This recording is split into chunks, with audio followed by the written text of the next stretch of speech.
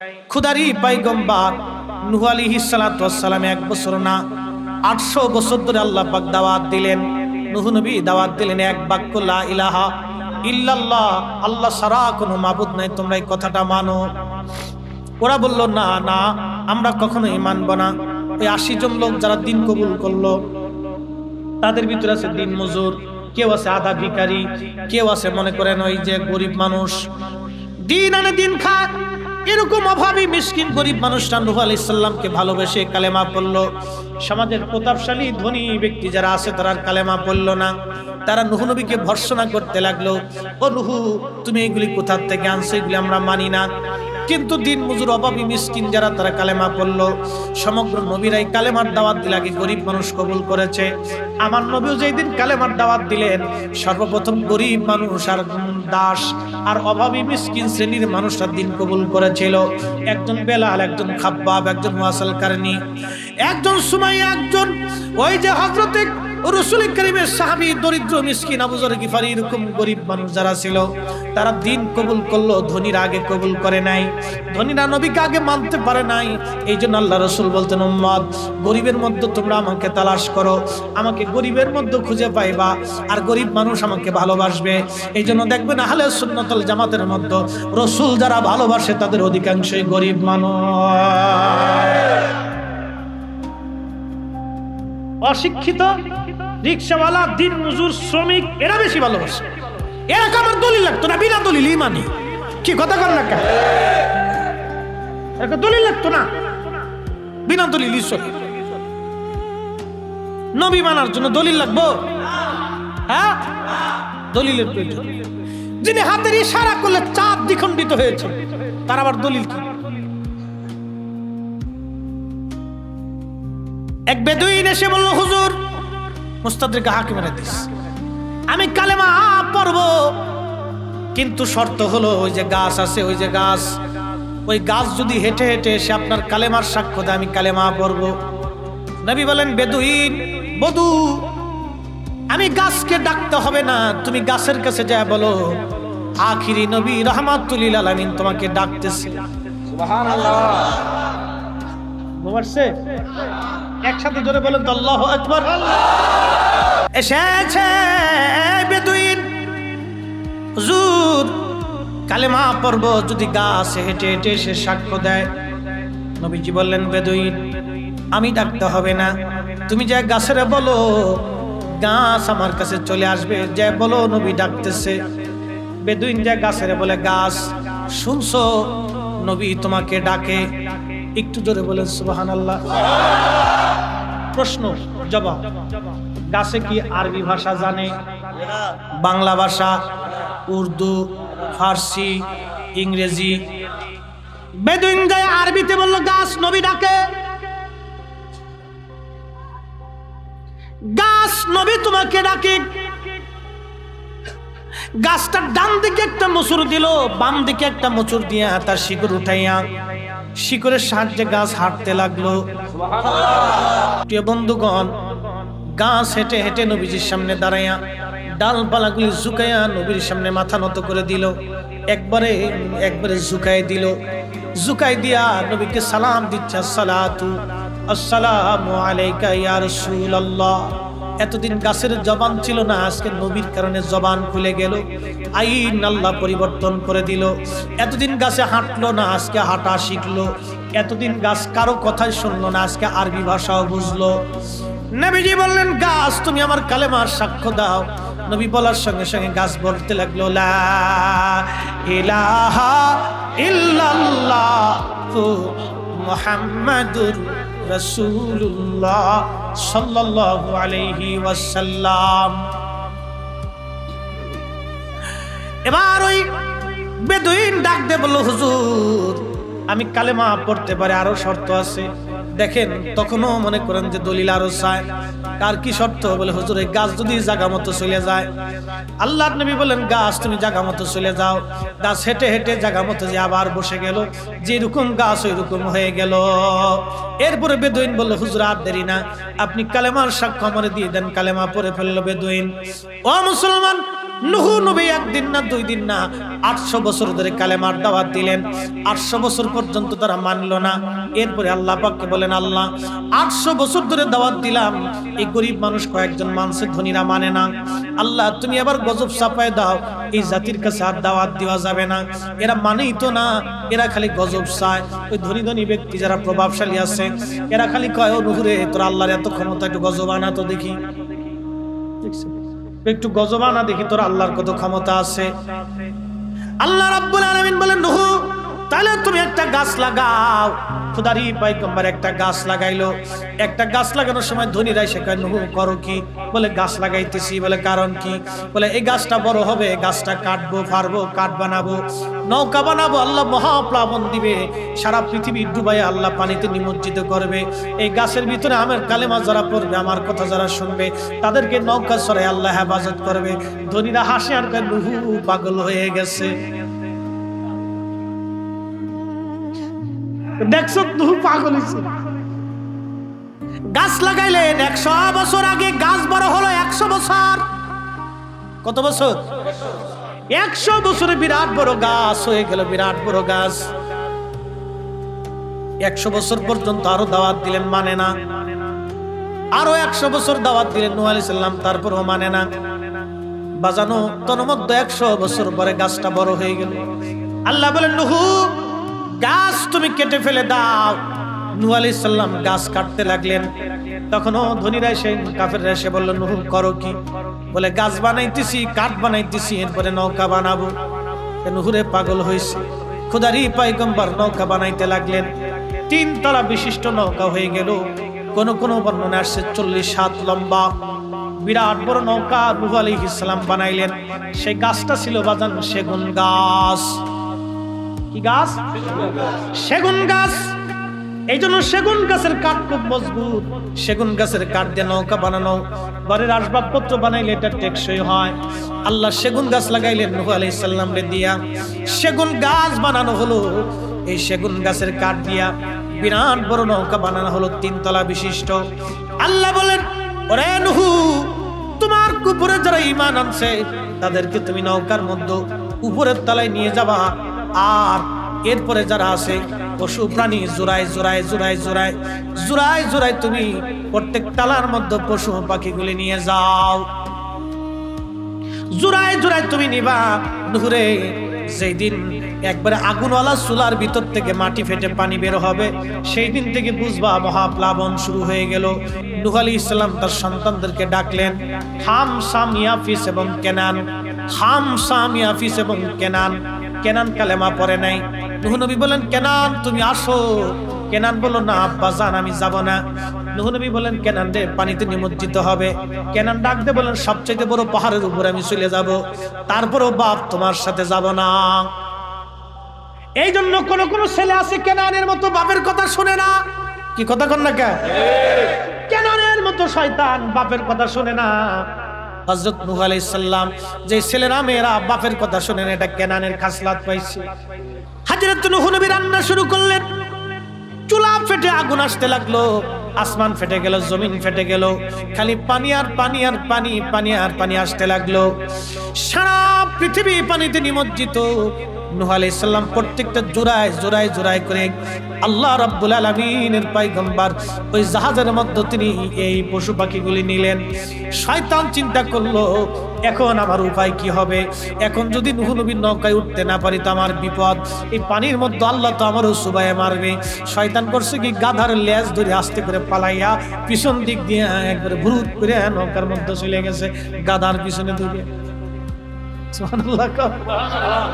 গাধার পিছনে ধরে শয়তানে নূহ আলাইহিস সালামের নৌকায় ঢুকে গেছে। হযরত নূহ নবী আলাইহিস সালাম 950 বছর ধরে কালেমার দাওয়াত দিলেন। মাত্র 80 জন মানুষ দাওয়াত কবুল করলো, বাকিরা কবুল করে না। এমনকি ওনার ছেলে কেনান পর্যন্ত কবুল করলো না দ্বীনের পয়গাম, দ্বীনের দাওয়াত।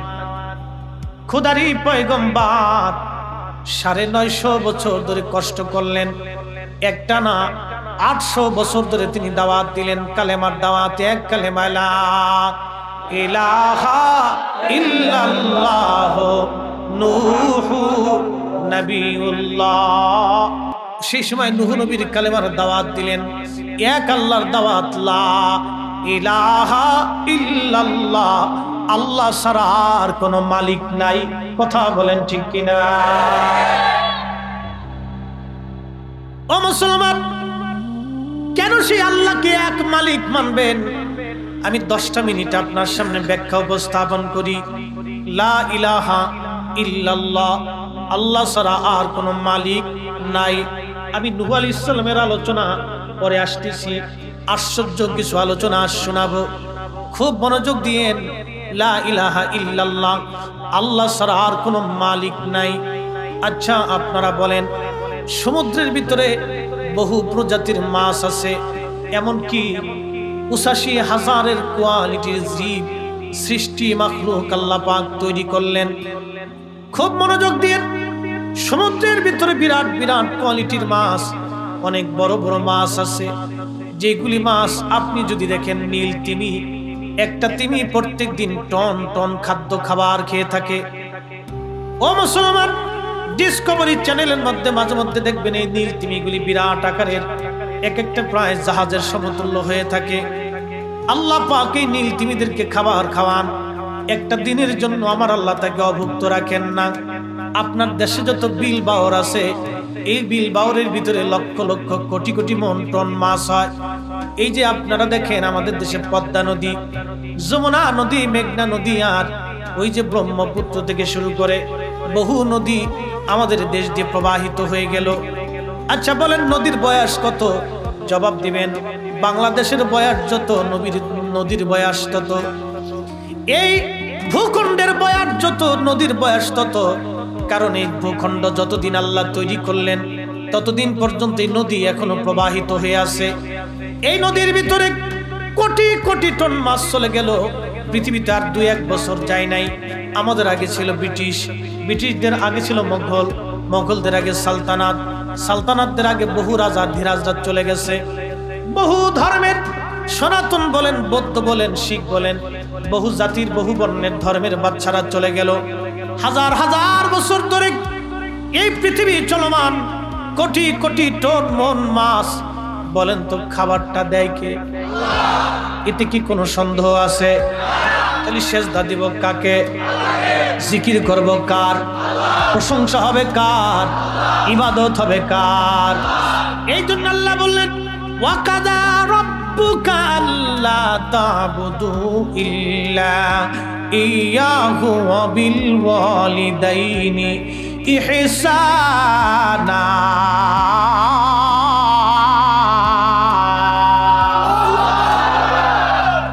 আল্লাহ ডেকে বললেন, এ বান্দা তুমি শোনো, আমি আল্লাহ ছাড়া আর কারো ইবাদত করবে না, আমি আল্লাহ ছাড়া কারোর সামনে মাথা নত করবে না, আমি আল্লাহ ছাড়া কাউকে সেজদা দেবে না, আমি আল্লাহর মতো কাউকে খোদা মনে করবে না, আমি আল্লাহর সমকক্ষ কাউকে মনে করবে না, আমি আল্লাহ ব্যতীত কাউকে দেনেওয়ালা মনে করবে না, আমি আল্লাহ ব্যতীত কাউকে রিজিক দেনেওয়ালা মনে করবে না। আমি আল্লাহ আল্লাহ আল্লাহ আল্লাহ আল্লাহর জায়গায় আছি। আল্লাহু আলা কুল্লি শাইইন কাদির।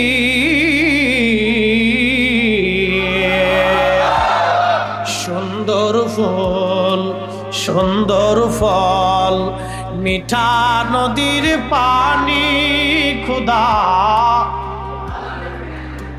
বাণী, খুদা তোমার মেঘের। সুন্দর ফুল, সুন্দর ফল, মিঠা নদীর পানি, খুদা তুমি কতই দিলে রতন, ভাই বারাদার পুত্র স্বজন। তুমি কতই দিলে রতন, ভাই বারাদার পুত্র স্বজন। ক্ষুধা পেলে অন্ন জুগাও, মানি চাই না মানি, ক্ষুধা তোমার মেঘের বাণী। সুন্দর ফুল, সুন্দর ফল, মিঠা, খুদা তোমার মেঘের। এই যে মাছ, সমস্ত মাছেদের রিজিক আল্লাহ দিলেন, তিনি আমার আল্লাহ। আল্লাহর একটা পরিচয় আছে, আমার সাথে পড়েন, আলহামদুলিল্লাহি রাব্বিল আলামিন। রব্বুল আলামিন সমস্ত জগৎ সমূহের রব। আসমানের উপরে 7টা আসমান আছে, 7 আসমানে যা কিছু আছে সব কিছু রব আল্লাহ। রব শব্দের অর্থ লালন পালন করনেওয়ালা, যিনি প্রতিপালন করেন তাকে রব বলা হয়। যেই জমিনের উপরে বসে আছেন, এই জমিনের নিচে আরো 6টা জমিন আছে, মোট 7টা জমিন। এই জমিনের ভিতরেও আরো নদী আছে, সমুদ্র আছে। আপনি যেই জমিনের উপরে, এই পৃথিবীর নিচে আরো পৃথিবী আছে। এই পৃথিবীর মধ্যে সূর্য আছে, এই পৃথিবীতেও নদী আছে, মাছ আছে, আল্লাহ সৃষ্টি আছে। এই সব সৃষ্টির মালিক আমার আল্লাহ, রব আমার আল্লাহ। রব শব্দের অর্থ হলো লালন পালন করনেওয়ালা। আল্লাহ দুনিয়াতে আল্লাহর পরে আরেকজনকে রব বানাইছেন। আমার সাথে সকলে পড়েন, বিসমিল্লাহির রাহমানির রহিম। রব্বিরহামহুমা কামা রব্বায়ানি সগীরা। আমি বাবা মা সম্পর্কে আমার ভাইরা আলোচনা করেছেন।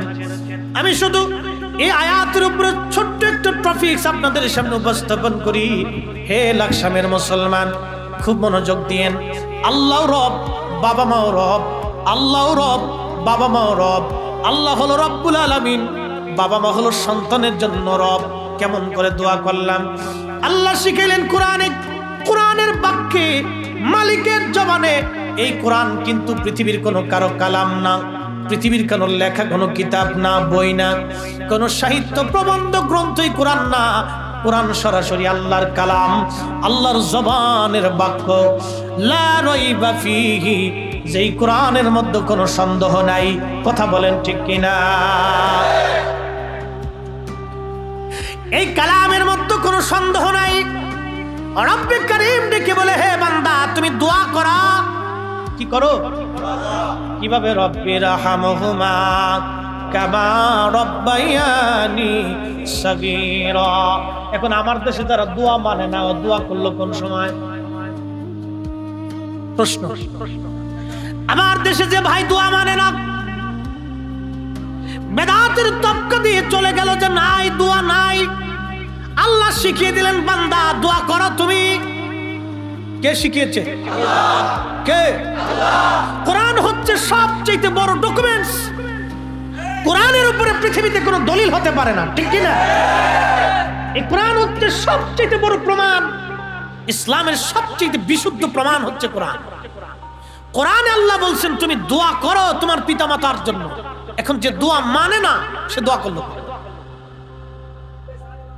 না। কথা না বলি, বোঝার চেষ্টা করবে। যে দোয়া মানে না, সে দোয়া করে কখন? আমার ওই ভাইটাকে কে বা কারা বুঝাইলো বুঝলাম। আল্লাহ বুঝাইলেন 1450 বছর আগে, আর বান্দা বুঝাইলো 1450 বছর পরে। আল্লাহ বুঝাইলো তুমি দোয়া করো, বান্দা বুঝাইলো বেদাত হবে।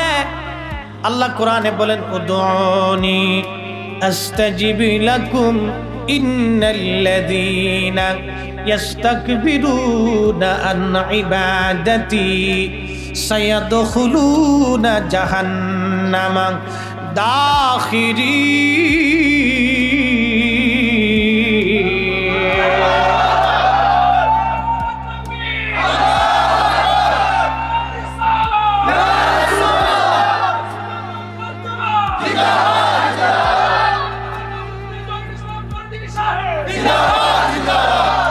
এখানে মুরব্বীরা আছে, মেম্বার সাহেব আর অসুস্থ, তার এখন এটা কি বলে অক্সিজেন রানিং চলতেছে, সে বসে আছে।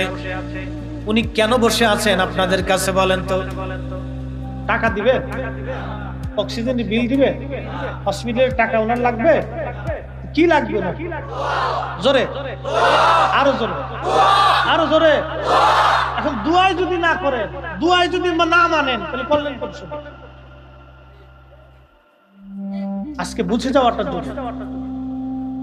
ওনার আজকে দোয়ার প্রয়োজন, উনি টাকা নিতে আসেন না, উনি এখানে খাইতে আসেন না, ওনার ঘরে ভালো খাবার আছে, উনি আসছেন এখানে অসুস্থ, অক্সিজেন চলতেছে, তারপরে শুধুমাত্র বসে আছেন আপনাদের কাছে একটু দোয়ার আশায় আল্লাহ সুস্থ করে দেন। আপনি ভাই দোয়া যদি নাই মানেন, তাহলে আমি কি করে আপনাকে বুঝাবো? এই জন্য আল্লাহ কোরআনে 1450 বছর আগে শিখিয়েছে। আরে আমার মতো হুজুর তো আজকে শিখাচ্ছে আপনাকে, 1450 বছর আগে রাব্বে কারীম শিখিয়েছে, উদউনি আস্তাজিব লাকুম, তুমি আমার কাছে চাও, আমার কাছে চাও, আমি আল্লাহ তোমাকে দিব। তুমি আমার কাছে চাও, আমি আল্লাহ তোমাকে দিব। কে দিবে? কে কে দিবে? কে কে দিবে? কে দিবে? আল্লাহ শুধু আমাকে দেয় না, গাছেরও দেয়। শুধু গাছেরও দেয় না, মাছেরও দেয়, সূর্যেরও দেয় না, চাঁদেরও দেয়।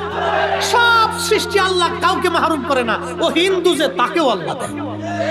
ও বৌদ্ধ যে, তাকেও আল্লাহ দেয়। সে আল্লাহকে আল্লাহ বলে ডাক না দিলেও মৃত্যু পর্যন্ত আল্লাহ তাকে দিতে থাকবে, হিসাব নিকাশ মৃত্যুর পরে। কি কথা ঠিক কিনা? আপনি যদি এক ওয়াক্ত নামাজ না পড়েন তো দেয় কে? আল্লাহ।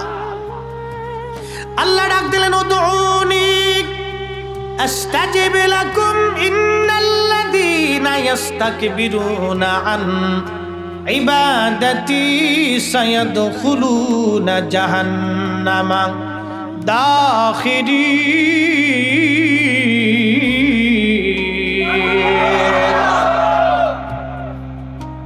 আল্লাহ বলেন, আমার কাছে চাও, আমি আল্লাহ তোমাকে দিব। এখন প্রশ্ন হলো, কিভাবে চাবেন? সৃষ্টির ভিতরে এমন কোন নবী নাই যে নবী দুহাত বাড়াইয়া আল্লাহর কাছে না চাইছে। এখন আমি কয়টা দলিল আপনাকে দিলাম, এক বাক্যে বলে দিলাম। 1,24,000 নবীদের তরিকা ছিল দুহাত তুলে রব্বে কারীমের দরবারে হাত বাড়িয়ে দেওয়া। আমাদের মিল্লাতের বাবা ইব্রাহিম আলাইহিস সালাতু ওয়াস সালাম হাজেরা ইসমাইল আলাইহিস সালামকে রেখে যখন তিনি যাচ্ছিলেন মক্কাতুল মুকাররমা থেকে বহু দূরে টিলাতে চলে গেলেন, তখনও তিনি কাবার দিকে ফিরে দুহাত বাড়িয়ে দিলেন, আল্লাহ জনমন ভিড় শূন্যে তোমার হুকুমে আমার কলিজার টুকরা সন্তানটাকে আর আমার স্ত্রীকে এখানে রেখে গেলাম। আল্লাহ আল্লাহ এখানে গাছ নাই, মাছ নাই, তরু নাই, লতা নাই, মানব নাই, দানব নাই, পানি নাই, কিচ্ছু নাই। আল্লাহ তাকে একটা মাত্র গাছের নিচে বিঝবন, চারপাশে শুধু ধুধু ধুধু বালু, পাহাড় আর পর্বতের মাঝখানে থেকে রেখে চলে আসছে। হে আল্লাহ, তুমি তাদের আবাসের ব্যবস্থা করো, খাদ্য পানির পর্যাপ্ত ব্যবস্থা করো।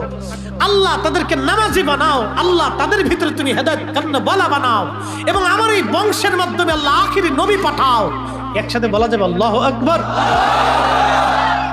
কয় হাত তুলে? কয় হাত তুলে? আপনি মনে মনে কলা মনে মনে দোয়া না? বাবা ইব্রাহিম হাত তুলে দোয়া করছেন, আপনি মনে মনে করতেছেন। মিল্লাত আবিকুম ইব্রাহিম, আমাদের মিল্লাতের বাবা ইব্রাহিম, বাবাই যেখানে হাত বাড়াই দিয়েছে সেখানে আর আপনি হাত গুটিয়ে বসে থাকেন, তার মানে বোঝা গেল বাপের চাইতে সন্তান যখন বেশি বোঝে তখন এই সন্তান জাগা মতো নেই, এটা আজাজিলের উম্মত হয়ে গেছে।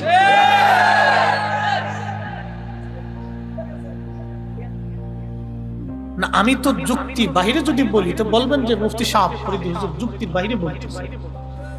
বাবা কয় হাত তুলে দোয়া করছে? কয় হাত তুলে?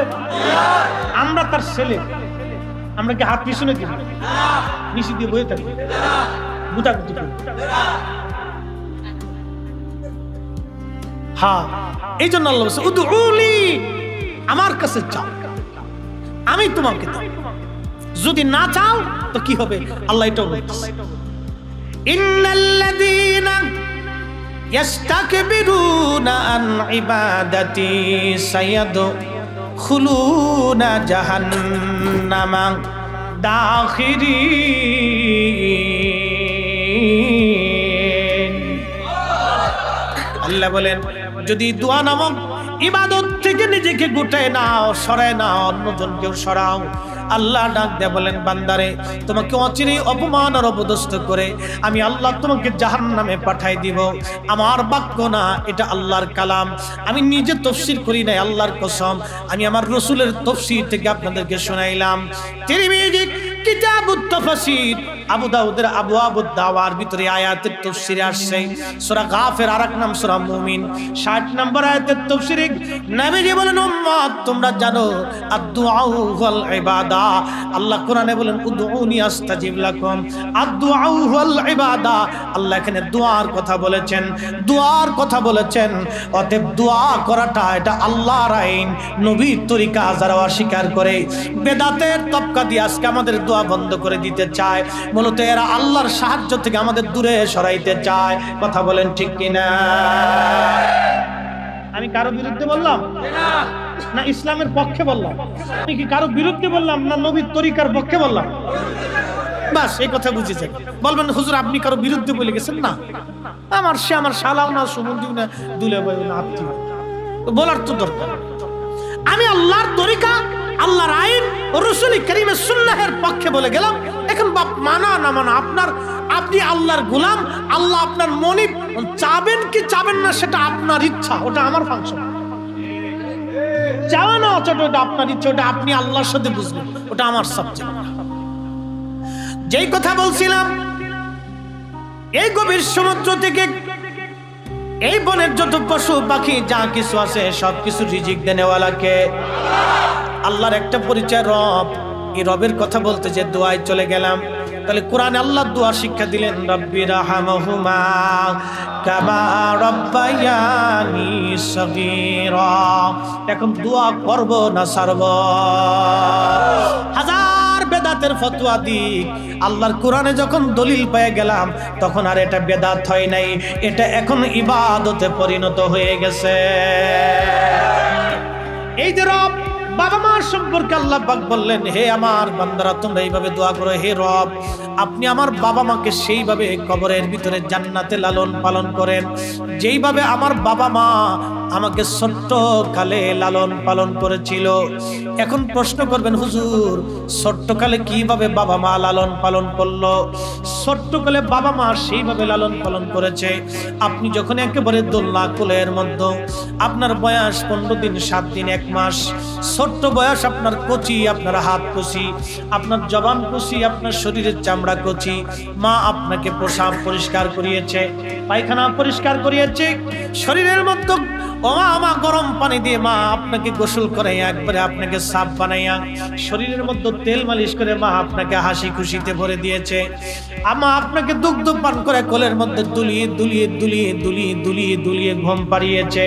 মা আপনাকে কোলের মধ্যে নিয়ে ঘুম পাড়িয়েছে। আপনি খুব কষ্ট পেয়েছেন, ব্যথা পেয়েছেন, কেঁদে ফেলেছেন, মার সঙ্গে সঙ্গে মায়ের ঘুম ভেঙে গেছে। একবার দুইবার মার ঘুম ভাঙে নাই। ও যুবক আপনাকে বলি, রাত্রির ভিতরে যদি আপনার 10 বার ঘুম ভেঙে যায় তাহলে সারাদিন আপনার কাছে বড় কষ্ট মনে হবে, দেখবেন ক্লান্ত মনে হয়, অসুবিধা ফিল হয়, মাথা চিনচিন ঝিনঝিন করে। 10 বার যদি আপনার ঘুম ভাঙে আপনার কষ্ট হবে, আপনার অসুবিধা হবে, আপনার ব্রেনে এফেক্ট করবে। কিন্তু আপনি জানেন না আপনার মা সারা রাত্র 50 বারও আপনার ঘুম ভেঙেছে আপনার কারণে। কথা বলেন ঠিক না বেঠে? এই মাকে যারা আজকে বৃদ্ধাশ্রমে দেয় ওদেরকে সমাজের মধ্যে জুতা দিয়ে পিটানো উচিত। হাত করে বলেন ঠিক না বেঠে? মুসলমান,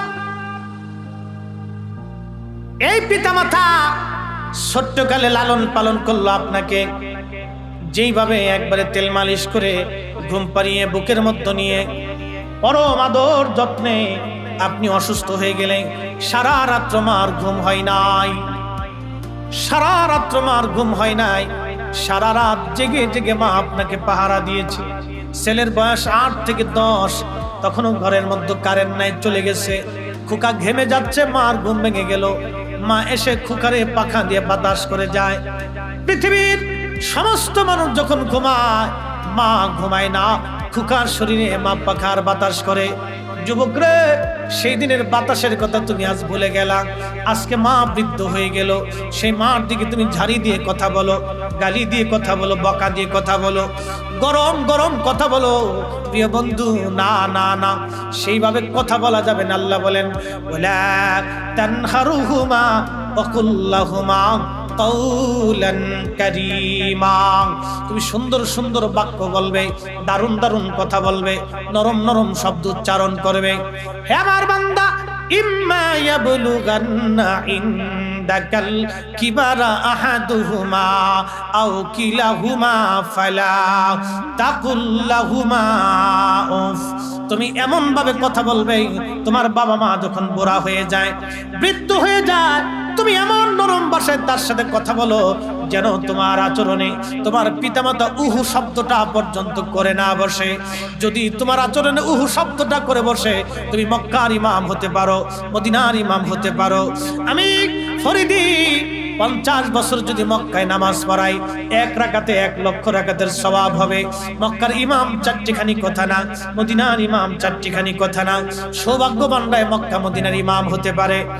এই মক্কা মদিনার ইমাম যদি আল্লাহ আমারে বানায়, আর আমি যদি আমার মায়ের সাথে বেঈমানি করি, নাফরমানি করি, বাবার সাথে যদি নাফরমানি করি, খোদার কসম করে বলি, 50,000 বছর কাবা ঘরের ইমামতি করলে আল্লাহর জান্নাত নসিব হবে না।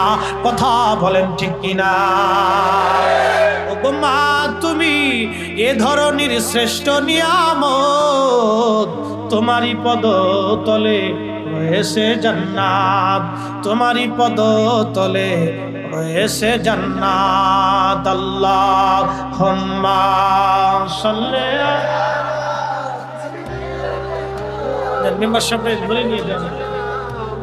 মুহাম্মাদ ওয়া আলা সাইয়্যিদিনা মাওলানা। হয় না আরো জোরে জবান খুলে, আল্লাহুম্মা সাল্লি আলা সাইয়্যিদিনা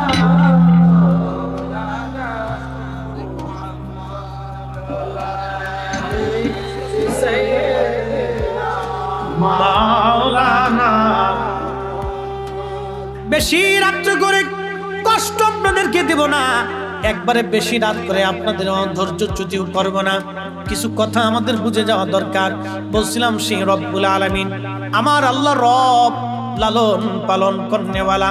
কেমনে আমার আল্লাহ লালন পালন করেন, একটা বাস্তব ঘটনা থেকে আপনাদেরকে শোনাই।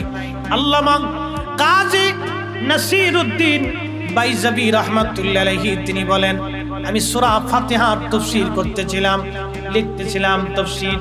তো লিখতে যাইয়া আলহামদুলিল্লাহি রাব্বিল আলামিনের তাফসীর আসছে। এই তাফসীর আসার পরে তখন দুপুর হয়ে গেল। চিন্তা করলাম গোসল করে এরপরে নামাজ পড়ে বাকি তাফসীরে হাত দেব। আমি গোসল করে তাফসীর লেখার জন্য আমি নদীর ঘাটে গেলাম। নদীর ঘাটে যখন আমি গেলাম, যাওয়ার পরে দেখি বিরাট বড় একটা বিচ্ছু দৌড়াইয়া দৌড়াইয়া নদীর দিকে আসে। চিন্তা করলাম ব্যাপার কি, বিচ্ছুটা কেন দৌড়ায় দৌড়ায় নদীর পাশে আসে? ওই দৃশ্যখানা দেখার জন্য আমি নদীর পাশে দাঁড়ায় গেলাম। নদীর পাশে যখন দাঁড়ায় গেলাম, দেখি বিচ্ছুটা দৌড়ায় নদীর কিনারে আসে। আর একটা ব্যাঙ নদীর ভিতর থেকে উঠে নদীর কিনারায় পিঠ লাগায়া বসে গেল। ওই বিচ্ছুটা দৌড়াইয়া ব্যাঙের পিঠের উপরে চলল, আর ব্যাঙ বিচ্ছুটাকে পিঠে করে নিয়ে নদীর মধ্যে সাঁতার দিল। জোরে বলা যাবে সুবহানাল্লাহ। পৃথিবীতে কোনোদিন এইরকম দৃশ্য আপনি দেখেন নাই যে ব্যাঙ বিচ্ছুকে পিঠে করে নদী পার হয়। আল্লামা কাজী নাসিরউদ্দিন বাইজাবি রাহমাতুল্লাহি আলাইহি চিন্তা করলেন ব্যাপার কি, এই দৃশ্যখানা কেন নদীর পিঠে নদীর বুকে ব্যাঙের পিঠে বিচ্ছু চড়ে, বিচ্ছুটাকে কেন বা নদী পার করানো হচ্ছে? নিশ্চয় কোনো ঘটনা আছে। উনি ঘটনাটা দেখার জন্য তিনি নদীর মধ্যে আস্তে আস্তে ব্যাঙের পিছু পিছু রওনা দিলেন। ব্যাঙের পিছু পিছু রওনা দেওয়ার পরে কাজী নাসিরউদ্দিন বাইজাবি বলেন, ব্যাঙ নদীর ওই পারে যাইয়া বিচ্ছুটাকে নদীর ওই পারে নামাই দিল। ব্যাঙটা আবার নদীর মধ্যে চলে আসলো, বিচ্ছুটা আবার দৌড়াইতে লাগলো। আমি আশ্চর্য হয়ে গেলাম, কারণ কি বিচ্ছুটাকে ব্যাঙ কেন নদী পার করাই দিবে? আমি আশ্চর্য হয়ে রওনা করলাম বিচ্ছুর পিছন পিছন। বহু দূরে লক্ষ্য করলাম একটা বিরাট বড় গাছ, এই গাছের নিচে গাছের দিকে বিচ্ছুটা দৌড়াচ্ছে। আমি পিছু পিছু নিলাম। গাছের কাছে যাওয়ার পরে দেখি গাছের বাকর শিকড়, এই গাছের ছায়ার নিচে একজন আল্লাহর বান্দা ঘুমিয়ে আছে। ওই গাছের গোড়ার থেকে একটা কালো গোখরা বিষাক্ত সাপ উঠে আল্লাহর বান্দার মাথা বরাবর ফানা তুলেছে কামড় দেওয়ার জন্য। বলেন তো হেফাজতকারী কে? বাঁচাই কে? কুলিল্লাহুম্মা মালিকাল মুলকি তুতিল মুলকা মান তাশা।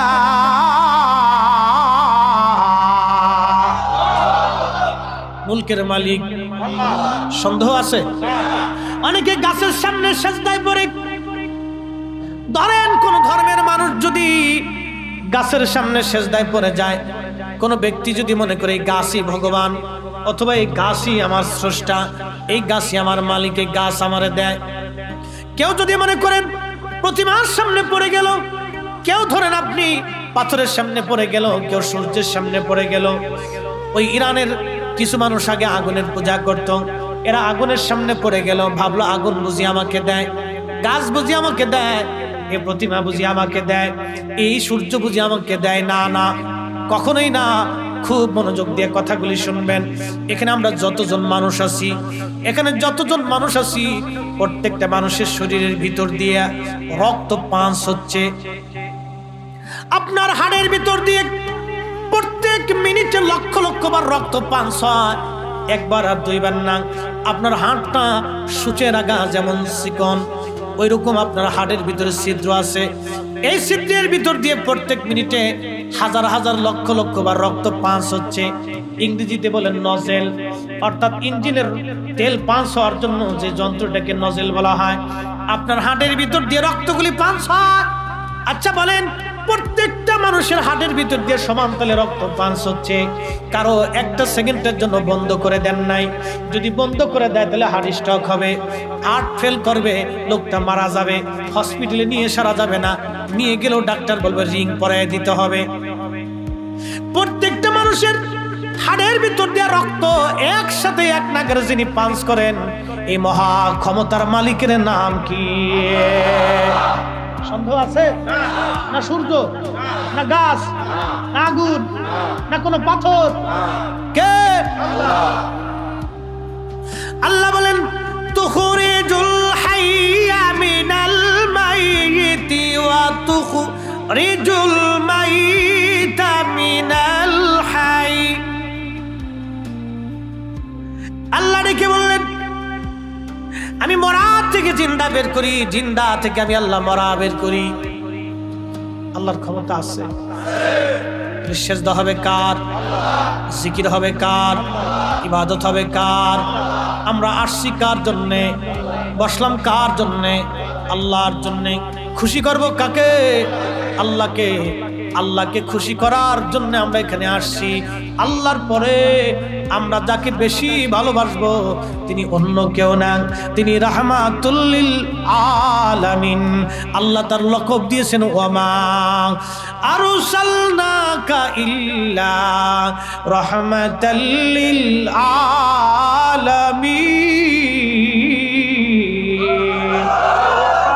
শ্রেষ্ঠ নবী দিলাম রে তরিয়ে নিতে রোজ হাসরে,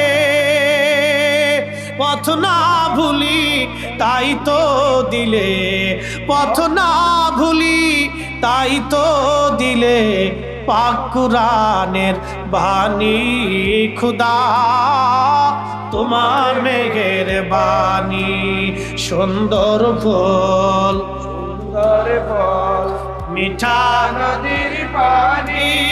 খুদা তোমার মেঘের বাণী, খুদা তোমার মেঘের বাণী। সন্দেহ আছে? বাজান প্রিয় বন্ধু, খুব মনোযোগ দিয়ে শুনিয়া যান। এই যে রব আমার আল্লাহ, এই যে রব আমার আল্লাহ, ওই গাছের নিচে বিরাট বড় সাপ, আল্লাহর বন্ধুর মাথা বরাবর ফনা তুলেছে। একজন আবিদ ও জাহিদ ওইখানে শুয়েছিলেন, আল্লাহর ওলি, ফনা তুলেছে, কামড় দেবে। আল্লাহ যে কত বড় রব, লালন পালন করনেওয়ালা, তার বাস্তবতার নিরিখে দেখে যান। ওই বিচ্ছুটা সাপের লেজ বেয়ে দৌড়ায় উঠে, বিচ্ছুটা সাপের মাথার উপরে গেল, বিচ্ছু সাপের কামড় দিল, বিচ্ছুর কামড়ে সাপ মারা গেল। সুবহানাল্লাহ।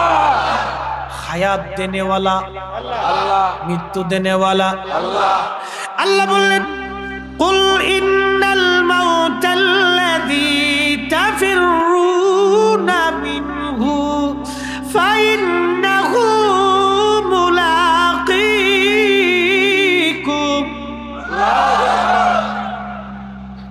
হুজুর আপনি বলিয়া দেন, আমার বান্দাদেরকে বলেন, মরণ সপ্তম আসমানে পালাক না কেন, সপ্ত জমিনের নিচে পালাক না কেন, মরণ তার সাথে মোলাকাত করবে, মরণ থেকে সে পালাইতে পারবে না। সুম্মা তুরাদ্দুনা ইলা আলিমিল গায়বি ওয়া শাহাদাত। এরপরে সে এমন একজন মালিকের কাছে আসবে যে প্রকাশ্যও জানে, অপ্রকাশ্যও জানে, গোপনেও জানে, গোপনেও জানে। আমার আপনার ওপেন গোপন যিনি জানেন তিনি আল্লাহ। আল্লাহ ছাড়া কেউ জানে না। গোপনে এমন গুনাহ আছে আল্লাহ ছাড়া কেউ জানে না। যদি দুনিয়ার মানুষ ওইটা দেখতো, আমাদেরকে সমাজ থেকে আলাদা করে দিত।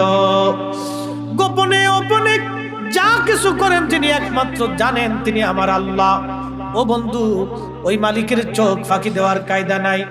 দুনিয়াতে আপনি জুলুম করেন, অন্যায় করেন, মানুষের জমিন দখল করার চিন্তা করেন, অন্যের ক্ষতি করার ধান্দা করেন, অন্যের মাথায় বাড়ি দেওয়ার চিন্তা করেন। ও যুবক, আপনাকে বলছি পালানোর কোনো রাস্তা নাই।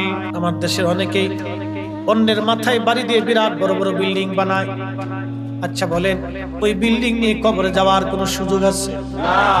ওই বিল্ডিং এ পরে যিনি মালিক হবে তিনি তিনার সন্তান। আচ্ছা বলেন, জাহান্নামের ওই কঠিন লেলিহানে সম্পদ যারা যাকাত দেয় না, যারা যাকাত আদায় করে না, দান যারা করে না, অপরের সম্পদ যারা মেরে খেয়ে বিরাট বড় বড় জমি বাড়ি গাড়ির মালিক যারা হয়ে যায়, ও বাজান, আমার বাংলাদেশে এমন ধনী আছে যিনি 100 কোটি টাকা যার উপরে যাকাত ফরজ হয়েছে, 100 কোটি টাকায় 2.5 কোটি টাকা যাকাত, তাহলে 1000 কোটি টাকায় কত টাকা যাকাত হতে পারে একটু চিন্তা করেন। 1000 কোটি টাকায় কত টাকা যাকাত হবে? আমার দেশে এরকম বহু ধনী আছে যার 100 কোটি টাকার যাকাত হয়ে গেছে কিন্তু যাকাত দেয় না। যাকাত দেয় কি জানেননি? যাকাতের লুঙ্গি আলাদা, যাকাতের কাপড় আলাদা, যাকাতের সালোয়ার কামিজ আলাদা, যাকাতের গেঞ্জি আলাদা, যাকাতের গামছা আলাদা। যারা আজকে যাকাতের কাপড় সবুর লুঙ্গি গামছা সালোয়ার কামিজ কাপড় আলাদা বানাইলো, ওরাই হলো আজাজিলের খালাতো ভাই। এটা কি যাকাত না শয়তানি? এটা মানুষ দেখানো যাকাত। এই যাকাতের কাপড় 2 দিন পরে এই পাশ দিয়ে ক্ষয়ে যায়, এই পাশ দিয়ে ছিঁড়ে যায়, এই পাশ দিয়ে পয়সা যায়, এগুলি যাকাত না। আল্লাহ বলেন, তাআরুজুল মালাইকাতু ওয়ার রূহু ইলাইহি ফি ইয়াউমিন কানা মিকদারুহু 50 আলফা সানা। আল্লাহ বলেন, বান্দারে, যেই দিন রুহু আর মালাইকা ফেরেশতার রুহু যেই দিন আল্লাহর দরবারে হাজিরা দিবে, ওই মেহেশরের মাঠ তোমরা জানো কতদিন হবে? দুনিয়ার 50,000 বছরে এক জায়গা করলে যত বড়, হাসরের একটা মাঠ হবে তত বড়, হাসরের একটা দিন হবে তত বড়। আল্লাহর নবী বললেন, দুনিয়ার মধ্যে যারা অবৈধভাবে সম্পদ রুজি করে, আমার দেশে অনেকে নেশার ব্যবসা করে, গাঁজার ব্যবসা করে। কয়েকদিন আগে খবরে দেখলাম কুষ্টিয়াতে প্রত্যেক বছরে 200 কোটি টাকার নেশার দ্রব্য বিক্রি হয়। তার মানে আপনাদের লাকসামে হয় না? এই গাঁজা কি কুত্তায় খায় না শিয়ালে খায়? হ্যাঁ, এই হিরোইন গাঁজা নেশা কুত্তা খায় নাকি? মানব রূপী কুকুরে খায়। কি কথা বলেন ঠিক কিনা? ওরা সুরতে মানুষ কিন্তু হাকিকতে পশু, ঠিক কি না? ওরা দেখতে মানুষ কিন্তু হাকিকতে পশু। একদিন ঢাকা আমার বাসায়, আমি ছাদের চারতলাতে বেলকুনিতে বসে বসে আমি সকালবেলা হাদিস পড়তেছিলাম। এখন সময় দেখি নিচতলায় থেকে এক বেডি আর এক বেডারে খিলাইতেছে, কলারটা দইরে বেডিতে বেডার ঘুষাইতেছে। তার খাবি গোলামের ভূত, খাবি গোলামের ভূত, আর খাবি। আমি বললাম কি খাই না বোন? গাঁজা খাই। আমি আরো ফিটিয়ে তোর লেগে এটা জায়েজ আছে, মার কায়দা মতো। আমি আসমু ধরে বাইন্দে, তুমি একটু ভালো করে পিডা। আজকে ফতোয়া দিয়ে দিলাম জায়েজ আছে, পিডা। একটা মেয়ে কতটা যন্ত্রণা ভোগ করলে তার স্বামীর গায়ে হাত দিতে পারে বলেন তো? কি কথা কন না কা? এটা যদি আপনার বোন হতো তো প্রত্যেকটা দিন আপনার কাছে এগুলি বিচার আসতো যে ভাই কার সাথে বিয়ে দিলি? ও প্রত্যেক দিন গাঁজা খায় এসে উপর থেকে ঘুরে থাকে। ওই যুবকের সাথে নিজের বোন রাখা এটা কতটা কষ্টদায়ক। একজন ভাইয়ের বুকের ভিতরে ব্যথা, বাবার কলিজার মধ্যে ব্যথা। এগুলি সমাজের অপদার্থ নিকৃষ্ট জীব। এগুলি জুতা আসরে যেরকম কায়দা মতো পিটাইতে হয়, শিল করতে যেরকম পিঠায়, এগুলির কায়দা মতো সামাজিক ভাবে পিটাইয়া সাইজ করা।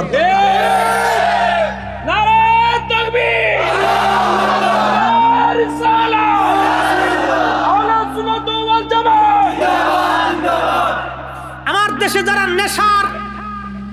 নেশা দ্রব্য যারা বিক্রি করে কোটি কোটি টাকার মালিক হয়েছে, ওদেরকে সমাজ থেকে আলাদা করে দেন। শিয়াল কুত্তা যেইভাবে ঘৃণা করেন ওদেরকে সেইভাবে ঘৃণা করতে হবে। ওরা আমাদের সমাজকে ধ্বংস করে দিচ্ছে তিলে তিলে। কথা বলেন ঠিক না?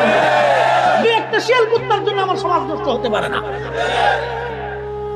এগুলো আমার সমাজ নষ্ট করে দিচ্ছে। জানেন না এই নেশার কারণে কত বাবার জীবনের স্বপ্ন নষ্ট হয়েছে? এই নেশার জন্য কত মায়ের জীবনের স্বপ্ন নষ্ট হয়েছে? এগুলি কিয়ামতের আলামত। আল্লাহর নবী উম্মতকে বলেছেন, উম্মত কিয়ামতের আলামত 72টা আলামত আছে।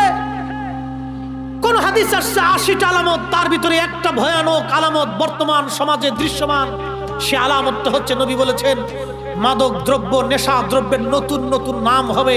রাস্তাঘাটে ওপেনে এবং প্রকাশ্যে নেশা দ্রব্য মানুষ ভক্ষণ করবে, বেচা বিক্রি চলবে। আজকে আমার সমাজে দেখা যাচ্ছে একটার নাম গাঁজা, একটার নাম হিরোইন, একটার নাম বাবা না ইয়াবা, আর একটার নাম মদ, আর একটার নাম তারি, আর একটার নাম কি যে ড্যান্ডি, আর একটার নাম ডাই, হ্যাঁ, আর আরেকটার নাম কি গুমুত আছে নাকি? হ্যাঁ, গুমুত নাম দিলে তো ভালো, খালি কত গুপা। হ্যাঁ, গু। আচ্ছা, আপনাদেরকে একটা প্রশ্ন করে জবাব দিবেন তো, পায়খানা হালাল না হারাম? অল্প হারাম না বেশি হারাম? পায়খানা যেমন অল্প হারাম বেশি হারাম, নেশা দ্রব্য এরকম অল্প হারাম বেশি হারাম। ও যে নেশা করে মনে করতো পায়খানা খায়। কথা কন না কেন? কথা বলেন। ও বাথরুম খাওয়া আর নেশা করার ভিতরে কোনো তফাৎ? শুয়োরের গোশত, কুত্তার গোশত যেরকম খাওয়া হারাম, ওইরকম নেশা দ্রব্য বিক্রি করে যারা কোটি কোটি টাকার মালিক হয়ে গরুর গোশত কিনে খা, খাসির গোশত কিনে খা, ও শুয়োরের গোশত আর খাসির গোশতের মধ্যে তফাৎ নাই। আছে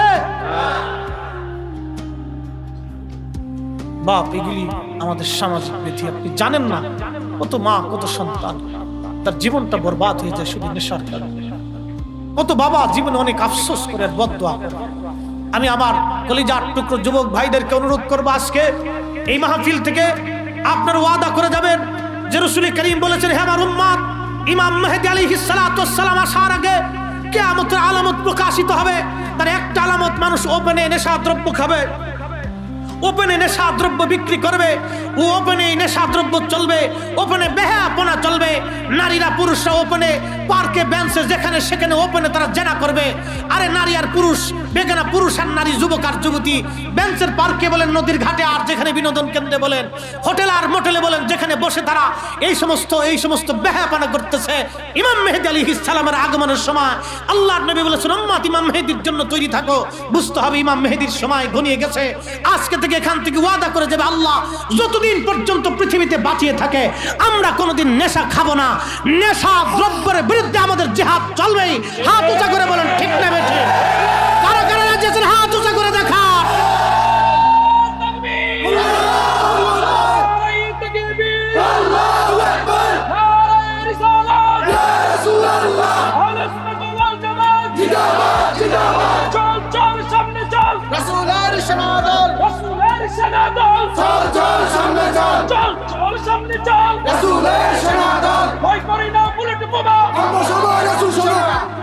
সবাই বলি মারহাবা। বারো আলিল্লাহিল হামদু বিসমিল্লাহির রাহমানির রাহিম।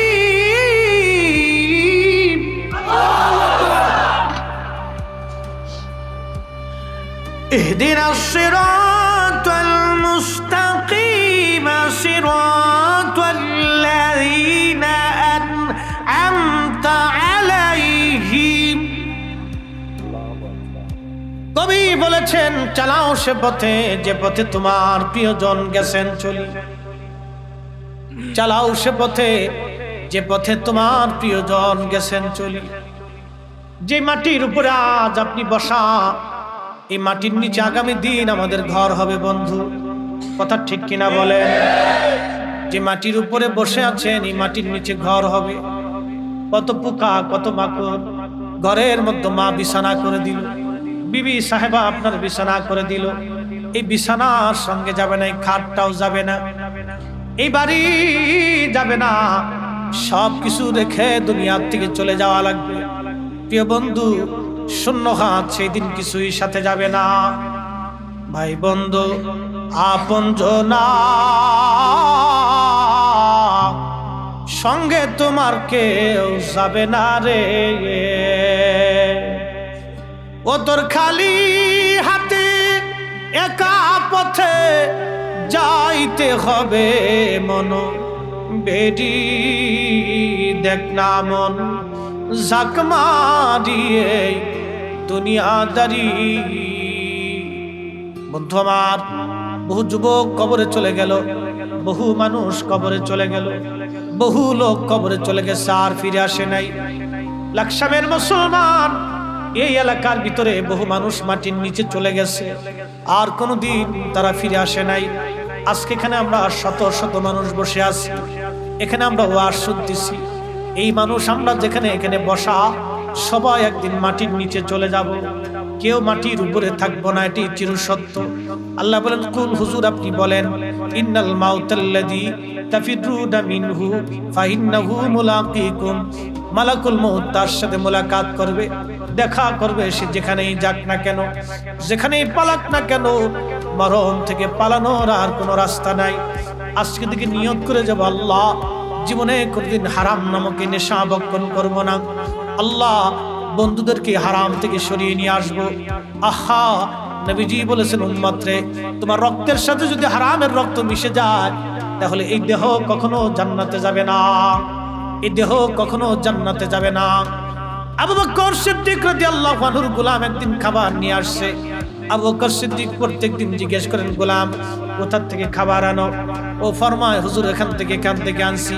হালাল হইলে আবু বকর সিদ্দিক খাইতেন, সন্দেহ লাগলে খাইতেন না। একদিন ক্ষুধার তাড়নায় তিনি খাবার খেয়ে ফেললেন। গোলামকে জিজ্ঞেস করলেন, গোলাম রে, তুমি কি খাবার কোথা থেকে আনছো? বলল, হুজুর অমুক গণকের কাছ থেকে এনেছি।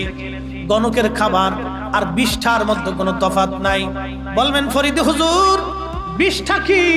কুত্তায় খাবার খাওয়ার পরে বমি করে যেটা ফেলাই দেয়, এটার নাম হলো বিষ্ঠা। গণকের খাবার আর বিষ্ঠাটা এরকম মারাত্মক, যারা হাত দেখে আপনার ভাগ্য গণনা করে দেয়। ও বুঝুন, খুব মনোযোগ দিবেন, ভাগ্য কোনো ব্যক্তির হাতে না, ভাগ্য কার হাতে? মানব সৃষ্টি করার 50,000 বছর আগে আপনি কি খাবেন আল্লাহ পাক বাজেট করলো। আপনার বাড়ির কুকুর কি খাবে তাও বাজেট হয়ে গেল। আল্লাহ পাক কলম সৃষ্টি করার পরে বলেন, কলম উক্তুব, কলম তুমি লেখো। কলম বলে, ইয়া রব আমি কি লিখবো? আল্লাহ বলেন, মাকাদিরাল খালক, তুমি সৃষ্টির তকদির লিখতে থাকো। কলম সৃষ্টির তকদির লিখলো। একটা গাছে কি পরিমাণে আম দিবে, এটাও কলম লিখলো। একটা গাভী কি পরিমাণে দুধ দিবে, এটাও কলম লিখলো। আপনি এখানে মাহফিলে বসবেন, এটাও কলম লিখলো। কি আসবে না, এটাও লেখা হয়ে গেল। কে মাহফিলে বসবে, সেটাও লেখা হয়ে গেল। ও যুবক, খুব মনোযোগ দিয়ে শুনিয়া যান, আপনি কি পরিমাণে রুজি করবেন, কলম সেটা লিখে ফেললো। এই জন্য তকদিরে বিশ্বাসী মানুষ যারা আছে, তারা হাই হতাশ করে না। তকদিরে বিশ্বাসী মানুষ যারা, তারা চিন্তিত হয় না। তকদিরে বিশ্বাসী মানুষ পেরেশান যুক্ত হয় না, পেরেশান মুক্ত থাকে। এই জন্য আগের যুগের ওলি আবেদ জাহেদ যারা ছিলেন, দুনিয়া বিরাগী হয়ে তারা আল্লাহর পিছনে দৌড়াইছেন। ও মুসলমান, খুব মনোযোগ দিয়ে কথাগুলি শুনে যাবেন। ও মা বোনেরা, আপনাদেরকে বলিয়া দিয়ে যায়, সুন্দর কাপড় চোপড় পরে স্বামীর ঘরে আসছেন। আপনার ঘরের মধ্যে একটা শাশুড়ি মা আছে, একজন বৃদ্ধ বাবা আছে, শ্বশুর। মনে কষ্ট দিয়েন না রে বোন, এই লোকটার মনে কষ্ট দিক। আপনি একদিন কবরে চলে যাবেন, কি জবাব আল্লাহর দরবারে দিবেন রে বোন? কি উপায় আপনার হবে একটু চিন্তা করেন। এই বৃদ্ধ মানুষটার মনে কষ্ট দিয়েন না। এই বৃদ্ধ মানুষটাকে মায়ের নজরে দেখেন, বাবার নজরে দেখেন। আপনি তাদের সেবা শুশ্রূষা করেন, মনে করবেন এটাই আপনার মা, এটাই আপনার বাবা। ও বোন, আপনি আসছেন সেই সুন্দর পোশাক পরে, একদিন আপনি সেই পোশাক সেই পোশাক আপনার আর থাকবে না। আপনি সেই দিন সাদা মার্কিন পোশাক পরে আপনাকে কবরে বিদায় জানাবে। যেই সৌন্দর্যের জন্য সোনা দানা গহনা দামি দামি আসবাবপত্র আপনি বানাইছেন রে বোন, এই সোনা দানা আপনার সঙ্গে আর কিছুই যাবে না। সেই দিন আপনার এই সোনা দানাগুলি খুলে রাখা হবে। একেবারে একা অবস্থা আপনাকে ফেলে কবর দেশে রেখে চলে আসবে। কে হবে আপনার সঙ্গী? যিনি ওই দিন আপনাকে দেখতে আসবেন, তিনি আপনার নবী রাহমাতুল লিল আলামিন। এ মুসলমান, খুবই মনোযোগ দিয়ে শুনিয়া যান। কবরে আপনি চলে গেলেন, আহা, আপনার বন্ধু কেঁদে কেঁদে বিদায় জানাবে। ওই বন্ধুটা কেঁদে কেঁদে বিদায় জানাইয়া এরপরে আপনার কাছে আসবে। কবর থেকে চলে এসে ওই বন্ধু চা খাবে, ওই বন্ধু পান খাবে, ওই বন্ধু গল্প গুজাবে হাসি তামাশায়। একদিন, 2 দিন, 3 মাস পরে এই বন্ধুটা আপনারই হয়ে যাবে। কি বলে আপনাকে ভুলে যাবে। আপনার সন্তান 1 বছর কি 2 বছর পর আপনাকে ভুলতে বসে যাবে, হয়তো মনে রাখবে না। কাজের চাপে কবরের পাশে দাঁড়ানোর সময় আর পাবে না। আপনার বিবি হয়তো কিছুদিন মনে রাখার পরে কাজের চাপে সন্তান আর নাতি নাতনি নিয়ে সে ব্যস্ত হয়ে যাবে, আপনার কথা হয়তো ভুলে যাবে। ওই কবরে আপনি একা, ওই কবরে আপনি একা। কে আপনাকে দেখতে আসবে, কে আপনাকে দেখবে? এই জন্য কবরে 2টা জিনিস নিয়ে যাওয়া লাগবে। 1 নম্বরে ঈমান, 2 নম্বরে আমল। 1 নম্বরে ঈমান, 2 নম্বরে আমল। আল্লাহর ও বন্ধু, আল্লাহর বান্দারা শুনিয়া যান, ওই কবরে যিনি আপনাকে দেখতে আসবেন বারবার, তিনি রাহমাতুল লিল আলামিন। একবার জোরে বলা যাবে আল্লাহু আকবার। হুজুর দলিল কি? সহিহ হাদিস থেকে দলিল দিয়ে যায়, মুসনাদে আবু ইয়ালা আল মুসল্লির মধ্যে এসেছে। নবীজি বলেন, উম্মতে হায়াতি খায়রুল লাকুম তুহাদ্দিসুনা ওয়া ইউহাদ্দিসু লাকুম ওয়া ওয়াফাতি খায়রুল লাকুম তুরাদু আলাইয়া আমালুকুম। ও আমার উম্মত, আমার হায়াতও তোমাদের জন্য মঙ্গলময়। আমি বেঁচে থাকতাম, তোমরা মুশকিলে পড়তাম, আমি সমাধান বাতলাই দিতাম। আমার ইন্তেকাল তোমাদের জন্য মঙ্গলময়, কেননা তুরাদু আলাইয়া আমালুকুম, আমার ইন্তেকালের পরে তোমাদের আমল সমূহ আমি নবী দেখতে পারবো। আমি নবীকে সেই দিন আমলগুলি দেখানো হবে। আর আমল যদি ভালো দেখি, আমার রাআইতু মিন খায়রিন হামাদুল্লাহ, আমল যদি ভালো দেখি উম্মতরে, তোমাদের আমলগুলি নিয়ে আমি আল্লাহর দরবারে প্রশংসা করতে থাকবো। আমার ওয়াইতু শাররি ইস্তিগফারতুল্লাহ লাকুম, তোমাদের আমল যদি খারাপ হয়, আমি নবী তোমাদের আমল নিয়ে আল্লাহর দরবারে ক্ষমা চাইতে থাকবো। তাহলে ওই কবরে যিনি দেখতে আসবেন তিনি নবী, যিনি খোঁজ নেবেন তিনি নবী। অতএব দুনিয়ার জগৎ থেকে ওই নবীর গোলামি করে যাওয়াই বুদ্ধিমানের কাজ। কথা বলেন ঠিক কিনা? 1.5 ঘন্টা হয়ে গেছে, কেমনে চলে গেলে আমরা নিজেও বুঝি, ঠিক কিনা? আমাদের জীবন থেকে একটা টাইম পাস হয়ে গেল। আল্লাহর বেহেশতের বাগানে বৈশা বৈশা বৈশা বৈশা, আরে মেহেশ্বরের কঠিন মাঠে আল্লাহ জিজ্ঞেস করে কিভাবে কাটাইছে, বলবো আল্লাহ জান্নাতের বাগানে বসছে। আল্লাহর যদি ভালো লাগে, দয়া লাগে, মাফ করেও দিতে পারে। পতিতা নারী কুত্তাকে পানি পান করানোর জন্য পায়ের মোজা খুলছে, সহিহ বুখারীর হাদিস। এক পতিতা নারী কি টাকার বিনিময়ে সে দেহ ব্যবসা করে, টাকার জন্য সে পরপুরুষের কাছে নিজের দেহকে বিক্রি করে দেয়। ও মাথা থেকে পা পর্যন্ত পুরোটাই ভ্যানিশ, উপরেও নাপাক, ভিতরেও নাপাক। কত জীবনের পুরুষের শয্যাশায়ী হয়েছে তার হিসাব। একবারে নিকৃষ্ট, পৃথিবীতে সৃষ্টির মধ্যে কোনো নিকৃষ্ট মানুষ থাকলে একটা পতিতা নারী। এই পতিতা নারী কাস্টমারের জন্য সে তার ঘরের সামনে দাঁড়িয়েছে। একটা কুকুর, ওর ভিতরেও নাপাক, বাহিরেও নাপাক, কুকুরের ভিতরেও নাপাক, বাহিরেও নাপাক। কুকুর তৃষ্ণার্ত, জিহ্বা বের হয়ে লালায় লালায় হাসতেছে। পতিতা নারীর মনে মায়া লাগলো, পায়ের মোজা খুলে কুয়ার ভিতর থেকে পানি উঠাইয়া কুকুরকে পানি পান করে। আল্লাহর কাছে এই দৃশ্যটা এতই ভালো লাগলো, নবী করিম সাল্লাল্লাহু আলাইহি সাল্লাম ফরমান, উম্মত, আল্লাহ খুশি হইয়া ওই পতিতা নারী সারা জীবনের জিনার গুনাহ, পাপের গুনাহগুলি মাফ করে দিয়ে আল্লাহ থেকে জান্নাতি বানায়। আস্তে হয়ে গেল না? আল্লাহ যদি মাফ করে, আমাদের কিছু করার আছে? আল্লাহ যদি আপনাকে মাফ করে, আমার হিংসা করার দরকার আছে? পতিতা নারীকে আল্লাহ মাফ করছে। আরে পতিতা নারী যদি ক্ষমা পাইতে পারে, তাহলে আমরাও ক্ষমার আশা করতে পারি। কথা বলেন ঠিক কিনা? আল্লাহ রাব্বুল আলামিন আযাজিলকে জান্নাত থেকে তাড়াই দিলেন। কারে তাড়াইছে? প্রত্যেক আসমানে সে 1 লক্ষ বছর ধরে ইবাদত করছে। ইবাদত করতে করতে করতে করতে করতে করতে সপ্তম আসমানে যাওয়ার পরে তার নাম হলো আযাজিল। আযাজিলের লকব হলো মুআল্লিমুল মালায়েকা, চ্যান্সেলর অফ মালায়েকা, ফেরেশতাদের চ্যান্সেলর। ঢাকার যিনি ইউনিভার্সিটির চ্যান্সেলর, বুঝেন তো তার মেধা কত? ঢাকা ইউনিভার্সিটির চ্যান্সেলর কি আধা পাগল? আমাদের মতো মেধাবী? অনেক মেধাবী। মেধার কারণে সে চ্যান্সেলর হয়েছে। আর আযাজিলের ইবাদত করতে করতে করতে করতে করতে করতে আল্লাহ থেকে মেধা দিলেন, ইলম দিলেন, হেলেম দিলেন, ইবাদত দিলেন, সব দিলেন। আল্লাহ থেকে দিতে দিতে সপ্তম আসমানে নিয়ে চ্যান্সেলর অফ মালায়েকা বানাই দিলেন। একটা ভুলটা হলো হিংসা। হিংসা হিংসা আল্লাহ বলে, উসজুদু লি আদম, তুই আদমের দিকে সিজদা দে। ও দেয় নাই। কেন দিলি না? আযাজিলকে আল্লাহ, ওরে বানাইছো মাটি দিয়ে, আমারে বানাইছো আগুন দিয়ে, ওর চেয়ে আমি শ্রেষ্ঠ। আল্লাহ বলেন, অহংকারের জায়গা আমার এখানে নাই। এই জন্য টাকা, ক্ষমতা, অর্থ, সম্পদ, এলেম, হেলেম কোনো কিছু নিয়ে অহংকার করতে হয়। যে অহংকার করেছে সে ধ্বংস হয়েছে। অহংকার একমাত্র কার? জোরে বলেন, কার? আল্লাহর পরে এই জমিনের শ্রেষ্ঠ ব্যক্তি কে? আল্লাহর পরে সৃষ্টির মধ্যে সবচেয়ে শ্রেষ্ঠ কে? রাসূল করিম। আল্লাহর পরেই যিনি মর্যাদাবান, একসাথে বলা যাবে আল্লাহু আকবার। বলে দলিল কি? মুজামুল কবির ইমাম ইসফাহানি হিলুবতুল আউলিয়া ইমাম সুয়ুতি কিতাবের মধ্যে লিখছেন, ফাতেমা রাদিয়াল্লাহু আনহা ইন্তেকালের সময় নবীজির মাথা মোবারকের পাশে বসে বসে কাঁদতেছে। তো নবী জিজ্ঞেস করলেন, ফাতেমা কাঁদো কেন? বলে, আব্বাজান, আপনার পরে আমরা কষ্টে থাকবো এই জন্য কাঁদি। নবী বললেন, ফাতেমা কাঁদবে না। আল্লাহ পাক এই সৃষ্টিকে সৃষ্টি করার পরে আল্লাহ সৃষ্টির দিকে তাকাইয়া তোমার আব্বাকে নির্বাচিত করে আল্লাহ আখিরি নবী বানাইয়া দুনিয়াতে পাঠাইছে। এরপরে সমগ্র পরিবারের দিকে তাকাইয়া আল্লাহ তোমার বাবার পরিবারকে শ্রেষ্ঠত্ব দান করছে। নবী পরিবারের মধ্যে শ্রেষ্ঠ আর কেউ আছে? নবীজি আরো বলতেছেন, এই পরিবারের মধ্যে আল্লাহ সবচেয়ে দামি এবং শ্রেষ্ঠ বানাইছে তোমার স্বামী আলীকে। এই তোমার এবং আলীর বিবাহের ব্যাপারে আমি নবীর কোনো বিষয় ছিল না। এখানে আল্লাহর নিজের পছন্দ। আল্লাহ উকাল, আল্লাহ ঘটকালি করেছে।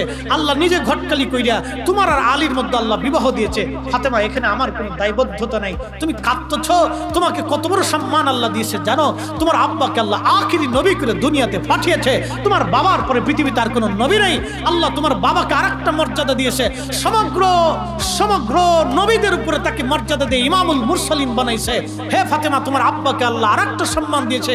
সমগ্র সৃষ্টির মধ্যে আল্লাহ তোমার বাবাকে শ্রেষ্ঠত্ব দিয়া মহা ইজ্জত ওয়ালা বানাইয়া দুনিয়াতে হাবিবুল্লাহ বানাইয়া পাঠাইছে। একসাথে বলা যাবে আল্লাহু আকবার।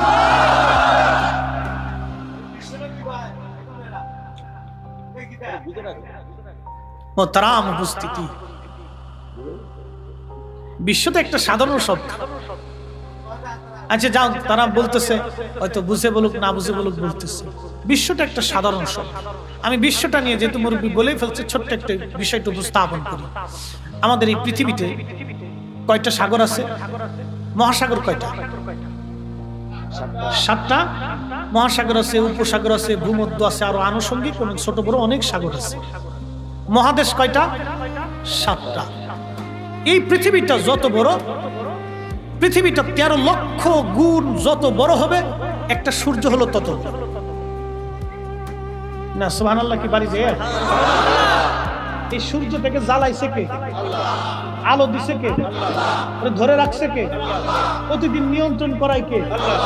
না ওই গাছে করা, পুতুলে করা, গাছে করা, পাথরে করা, আমরা করাই? কে করায়? এটার নাম লা ইলাহা ইল্লাল্লাহ। ওই যে ওয়াজ রাখছিলাম নূহ আলাইহিস সালামের কাছে চলে যাব, থাকবেন তো ইনশাআল্লাহ আরেকটু? হ্যাঁ এই সারা রাত? আচ্ছা অবশ্যই না, আর একটু সামান্য, খুব মনোযোগ দিয়ে অল্প একটু সময় দুটো কথা বুঝে যাওয়াটা জরুরি।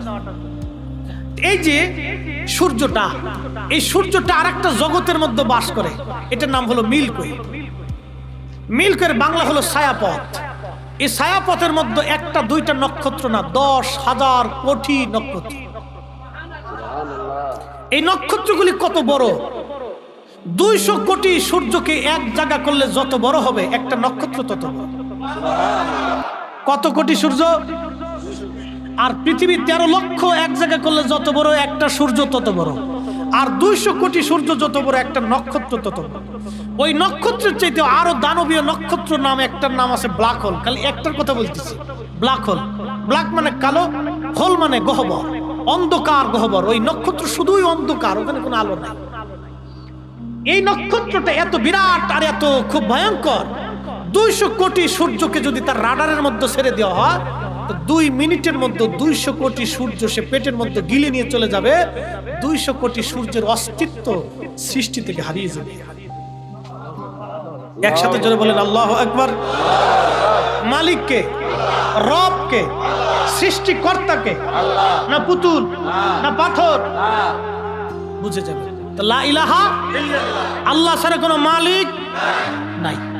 এক বাক্যে মেনে নিতে, আল্লাহ ছাড়া কোনো খালিক নাই, হতেই পারে না। চিন্তা কল্পনা মগজে আসতেই পারে না। মনোযোগ দিয়ে,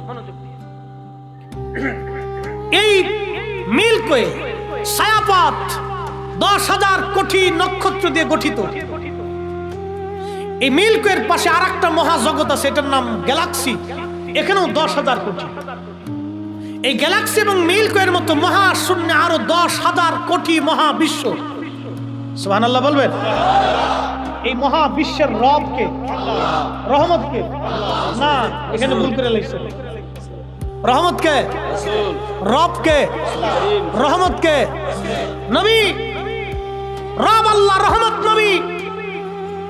আমার সাল্লাকা ইল্লা, ইল্লা, ইল্লা শব্দ দিয়ে আল্লাহ বুঝিয়েছেন ইল্লা, আপনাকে শুধুই পাঠিয়েছি সমগ্র জগতের রহমত বানাইয়া।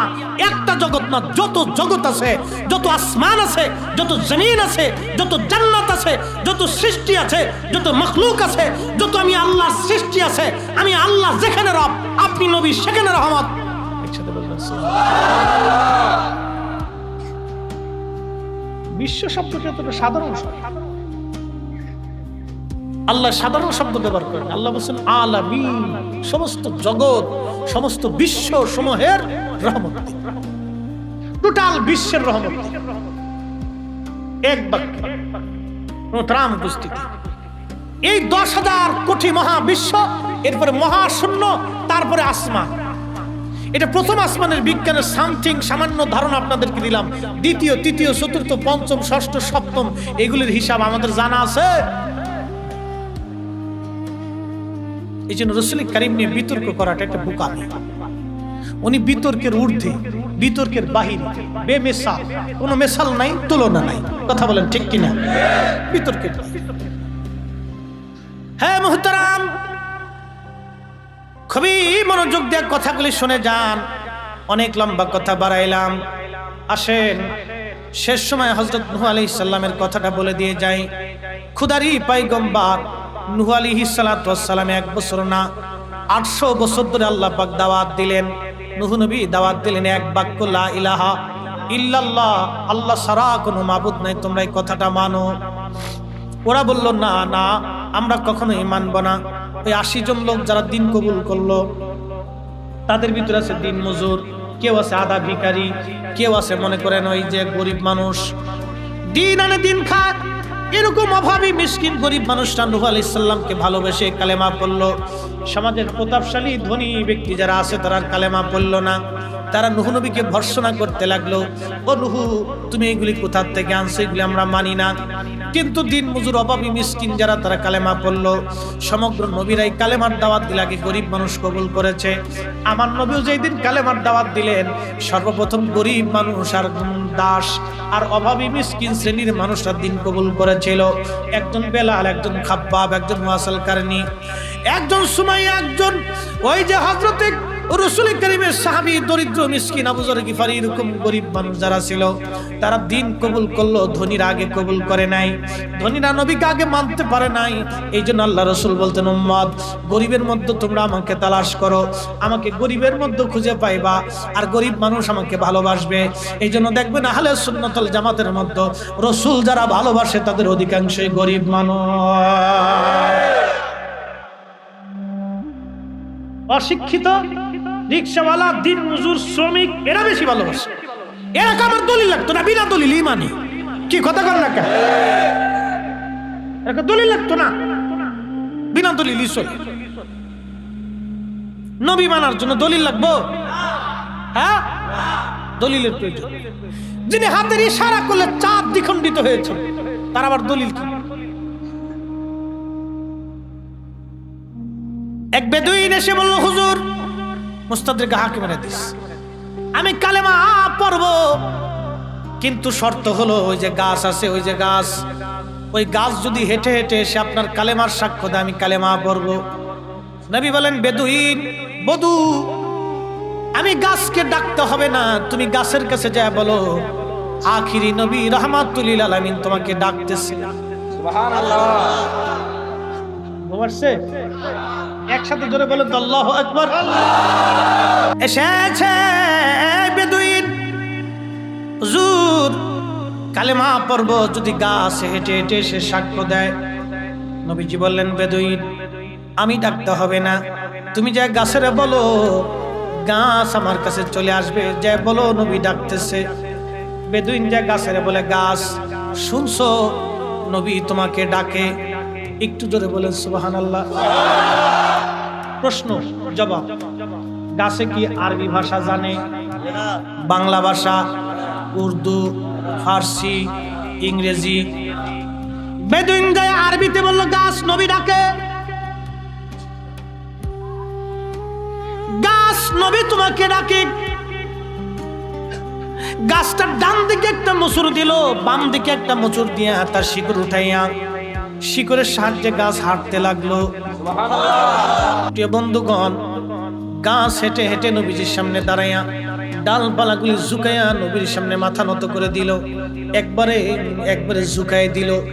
ঝুঁকাই দিয়া নবীকে সালাম দিচ্ছে, আসসালাতু আসসালামু আলাইকা ইয়া রাসূলুল্লাহ। এতদিন গাছের জবান ছিল না, আজকে নবীর কারণে জবান খুলে গেল, আইন আল্লাহ পরিবর্তন করে দিল। এতদিন গাছে হাঁটলো না, আজকে হাঁটা শিখলো। এতদিন গাছ কারো কথাই শুনলো না, আজকে আরবি ভাষাও বুঝলো। নবীজি বললেন, গাছ তুমি আমার কালেমার সাক্ষ্য দাও। নবী বলার সঙ্গে সঙ্গে গাছ বলতে লাগলো, লা ইলাহা ইল্লাল্লাহু মুহাম্মাদুর রাসূলুল্লাহ সাল্লাল্লাহু আলাইহি ওয়াসাল্লাম। এবার ওই বেদুইন ডাক দিয়ে বলল, হুজুর আমি কালেমা পড়তে পারি, আরো শর্ত আছে। দেখেন তখনও মনে করেন যে দলিল আরো চায়। কার কি শর্ত? বলে, হুজুর এই গাছ যদি জায়গা মতো চলে যায়। আল্লাহর নবী বলেন, গাছ তুমি জায়গা মতো চলে যাও। গাছ হেঁটে হেঁটে জায়গা মতো যে আবার বসে গেল, যেরকম গাছ ওই রকম হয়ে গেল। এরপরে বেদুইন বলল, হুজুর আর দেরি না, আপনি কালেমার সাক্ষ্য আমারে দিয়ে দেন। কালেমা পড়ে ফেললো বেদুইন। ও মুসলমান, নূহ নবী একদিন না, দুই দিন না, 800 বছর ধরে কালেমার দাওয়াত দিলেন। 800 বছর পর্যন্ত তারা মানলো না। এরপরে আল্লাহ পাককে বলেন, আল্লাহ 800 বছর ধরে দাওয়াত দিলাম, এই গরিব মানুষ কয়েকজন মানুষের, ধনীরা মানে না। আল্লাহ তুমি আবার গজব চাপায় দাও, এই জাতির কাছে আর দাওয়াত দেওয়া যাবে না। এরা মানেই তো না, এরা খালি গজব চায়। ওই ধনী ধনী ব্যক্তি যারা প্রভাবশালী আছে, এরা খালি কয়, ও নূহ রে তোর আল্লাহর এত ক্ষমতা, একটু গজব আনা তো দেখি, একটু গজব আনা দেখি তোর আল্লাহর কত ক্ষমতা আছে। আল্লাহ রাব্বুল আলামিন বলেন, নূহ তাহলে তুমি একটা গাছ লাগাও। খোদারি পয়গম্বর একটা গাছ লাগাইলো। একটা গাছ লাগানোর সময় ধনীরা এসে কয় নূহ করো কি? বলে গাছ লাগাইতেছি। বলে কারণ কি? বলে এই গাছটা বড় হবে, গাছটা কাটবো, ফারবো, কাঠ বানাবো, নৌকা বানাবো, আল্লাহ মহাপ্লাবন দিবে, সারা পৃথিবী ডুবাই আল্লাহ পানিতে নিমজ্জিত করবে। এই গাছের ভিতরে আমার কালেমা যারা পড়বে, আমার কথা যারা শুনবে, তাদেরকে নৌকা সরাই আল্লাহ হেফাজত করবে। ধনীরা হাসে আর কয় নূহ পাগল হয়ে গেছে। দেখছো নূহ পাগল হয়েছে। গাছ লাগাইলেন 100 বছর আগে, গাছ বড় হলো 100 বছর। কত বছর? 100 বছরে বিরাট বড় গাছ হয়ে গেল, বিরাট বড় গাছ। 100 বছর পর্যন্ত আরো দাওয়াত দিলেন, মানে না। আরো 100 বছর দাওয়াত দিলেন নূহ আলাইহিস সালাম, তারপরও মানে না। বাজানো তন্মধ্যে 100 বছর পরে গাছটা বড় হয়ে গেল। আল্লাহ বলেন নূহ গাছ তুমি কেটে ফেলে দাও। নূহ আলাইহিস সালাম গাছ কাটতে লাগলেন। তখনও ধনীরা এসে, কাফেররা এসে বলল নূহ করো কি? বলে গাছ বানাইতেছি, কাঠ বানাইতেছি, এরপরে নৌকা বানাবো। নূহরে পাগল হয়েছে। খোদারি পয়গম্বর নৌকা বানাইতে লাগলেন। 3 তলা বিশিষ্ট নৌকা হয়ে গেল। কোন কোন বর্ণনা আসছে 40 হাত লম্বা বিরাট বড় নৌকা নূহ আলাইহিস সালাম বানাইলেন। সেই গাছটা ছিল বাজান সেগুন গাছ। কি গাছ? সেগুন গাছ। এই জন্য সেগুন গাছের কাঠ খুব মজবুত। সেগুন গাছের কাঠ দিয়ে নৌকা বানানো, ঘরের আসবাবপত্র বানাইলে এটা টেকসই হয়। আল্লাহ সেগুন গাছ লাগাইলেন নূহ আলাইহিস সালাম রে দিয়া। সেগুন গাছ বানানো হলো। এই সেগুন গাছের কাঠ দিয়া বিরাট বড় নৌকা বানানো হলো, 3 তলা বিশিষ্ট। আল্লাহ বলেন ওরে নূহ, তোমার উপরে যারা ঈমান আনছে তাদেরকে তুমি নৌকার মধ্যে উপরের তলায় নিয়ে যাবা। আর এরপরে যারা আছে পশু প্রাণী জোড়ায় জোড়ায় জোড়ায় জোড়ায় জোড়ায় জোড়ায় তুমি প্রত্যেক তালার মধ্যে পশু পাখিগুলি নিয়ে যাও। জোড়ায় জোড়ায় তুমি নিবা। নূহরে যেই দিন একবারে আগুনওয়ালা চুলার ভিতর থেকে মাটি ফেটে পানি বের হবে, সেই দিন থেকে বুঝবা মহাপ্লাবন শুরু হয়ে গেল। নূহ আলাইহিস সালাম তার সন্তানদেরকে ডাকলেন, হাম, সাম, ইয়াফিস এবং কেনান। হাম, সাম, ইয়াফিস এবং কেনান। কেনান কালেমা পড়ে নাই। নূহ নবী বলেন কেনান তুমি আসো। কেনান বলল না আব্বাজান আমি যাব না। নূহ নবী বলেন কেনান রে পানিতে নিমজ্জিত হবে। কেনান ডাক দিয়ে বলেন সবচেয়ে বড় পাহাড়ের উপরে আমি চলে যাব, তারপরও বাপ তোমার সাথে যাব না। এই জন্য কোন কোন ছেলে আছে কেনানের মতো বাপের কথা শুনে না। কি কথা কন না কে? কেনানের মতো শয়তান, বাপের কথা শুনে না। হযরত নূহ আলাইহিস সালাম যে ছেলেরা মেয়েরা বাপের কথা শুনে না, এটা কেনানের খাসলাত পাইছে। হযরত নূহ নবী রান্না শুরু করলেন। চুলা ফেটে আগুন আসতে লাগলো, আসমান ফেটে গেল, জমিন ফেটে গেল, খালি পানি আর পানি আর পানি, পানি আর পানি আসতে লাগলো। সারা পৃথিবী পানিতে নিমজ্জিত। নূহ আলাইহিস সালাম প্রত্যেকটা জোড়ায় জোড়ায় জোড়ায় করে আল্লাহ রাব্বুল আলামিনের পয়গম্বর ওই জাহাজের মধ্যে তিনি এই পশু পাখিগুলি নিলেন। শয়তান চিন্তা করলো এখন আমার উপায় কি হবে? এখন যদি নূহ নবীর নৌকায় উঠতে না পারি তো আমার বিপদ।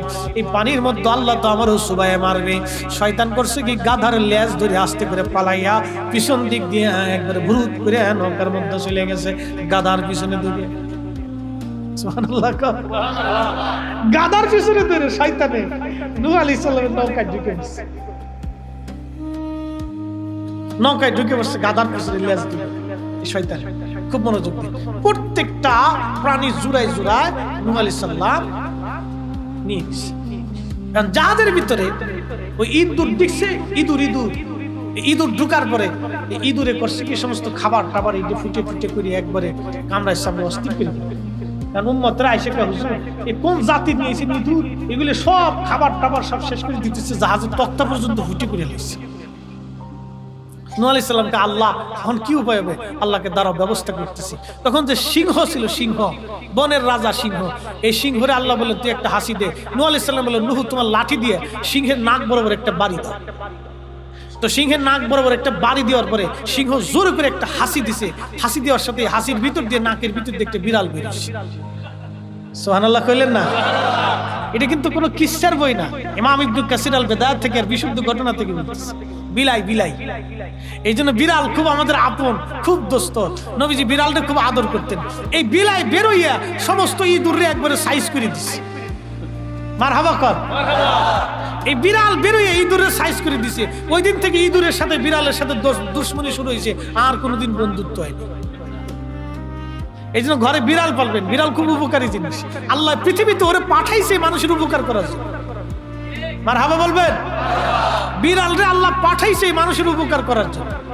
এই জন্য দেখতে এটা সিংহের মতো বাঘের মতো দেখা যায়, কিন্তু বাঘটা ও আপনার ঘরের ভিতরে শুয়ে থাকবে, ময়লা আবর্জনায় থাকে না, ও বসা গসায় কোথায় শুবে না। আপনার বিছনাথ ভালো জায়গা হলে প্রধানমন্ত্রী হলে কোনো ভ্যালু নাই আপনার। কি কথা করলে, ও রাষ্ট্রপতিও চিনে না। যদি রাষ্ট্রপতির ঘরে বিড়াল থাকে তো ওইটা রাষ্ট্রপতির খেতার ভিতরে যে শুয়ে থাকে। জিজ্ঞেস করে রাষ্ট্রপতি মহোদয় কেমন আছে, খুব দারুণ জিনিস এটা। ও তো খাবেই, আপনার ঘরের জিনিস ও খাবে না তো কি কুত্তায় খেয়ে যাবে নাকি? ও তো ঘরের ভিতরে থাকে, ওর কাজই তো ঘরেরটা খাওয়া।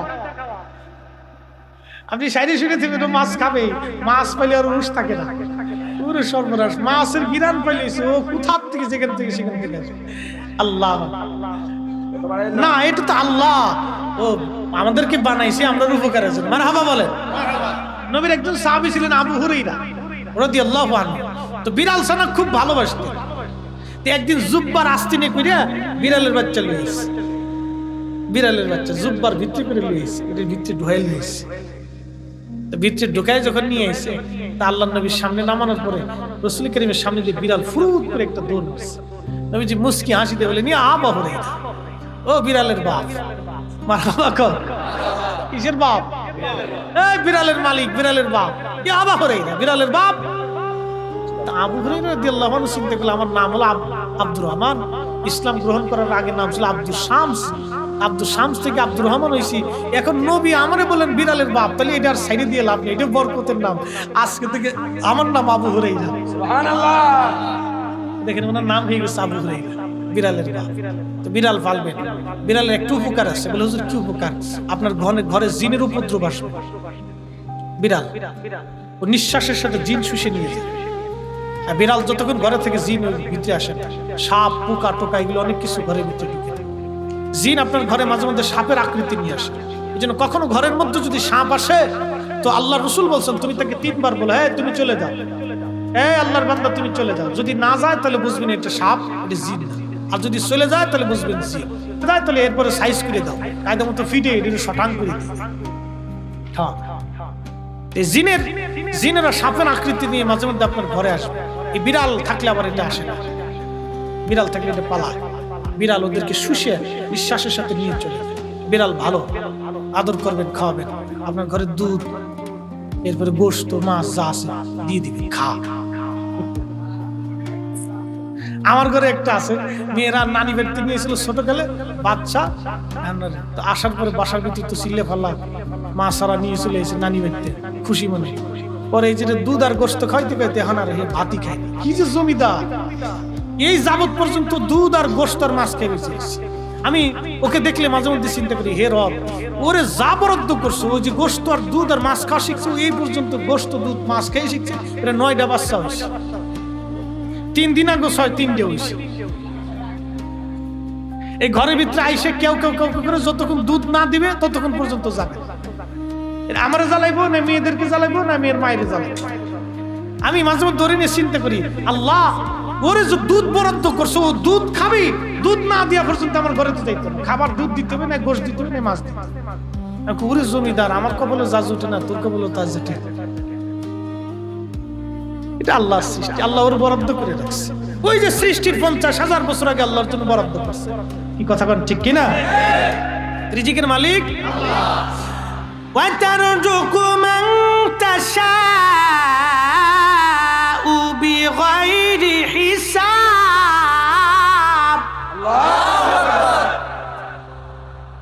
আমি যাকে খুশি তাকে অগণিত রিজিক বলা বানাই, আমি তার জন্য রিজিক বরাদ্দ করি। বাপ মানুষকে খাওয়াবেন, শেষ কথা বলে দিয়ে যায়, ওয়ালা ইয়াহুদ্দু আলা তুআমিল মিসকিন।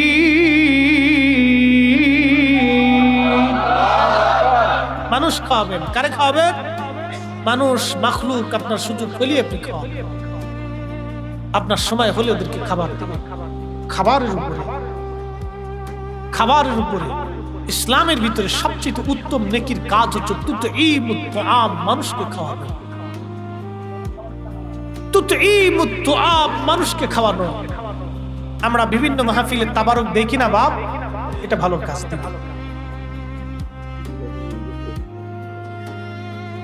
হ্যাঁ, এই ভালো কাজ।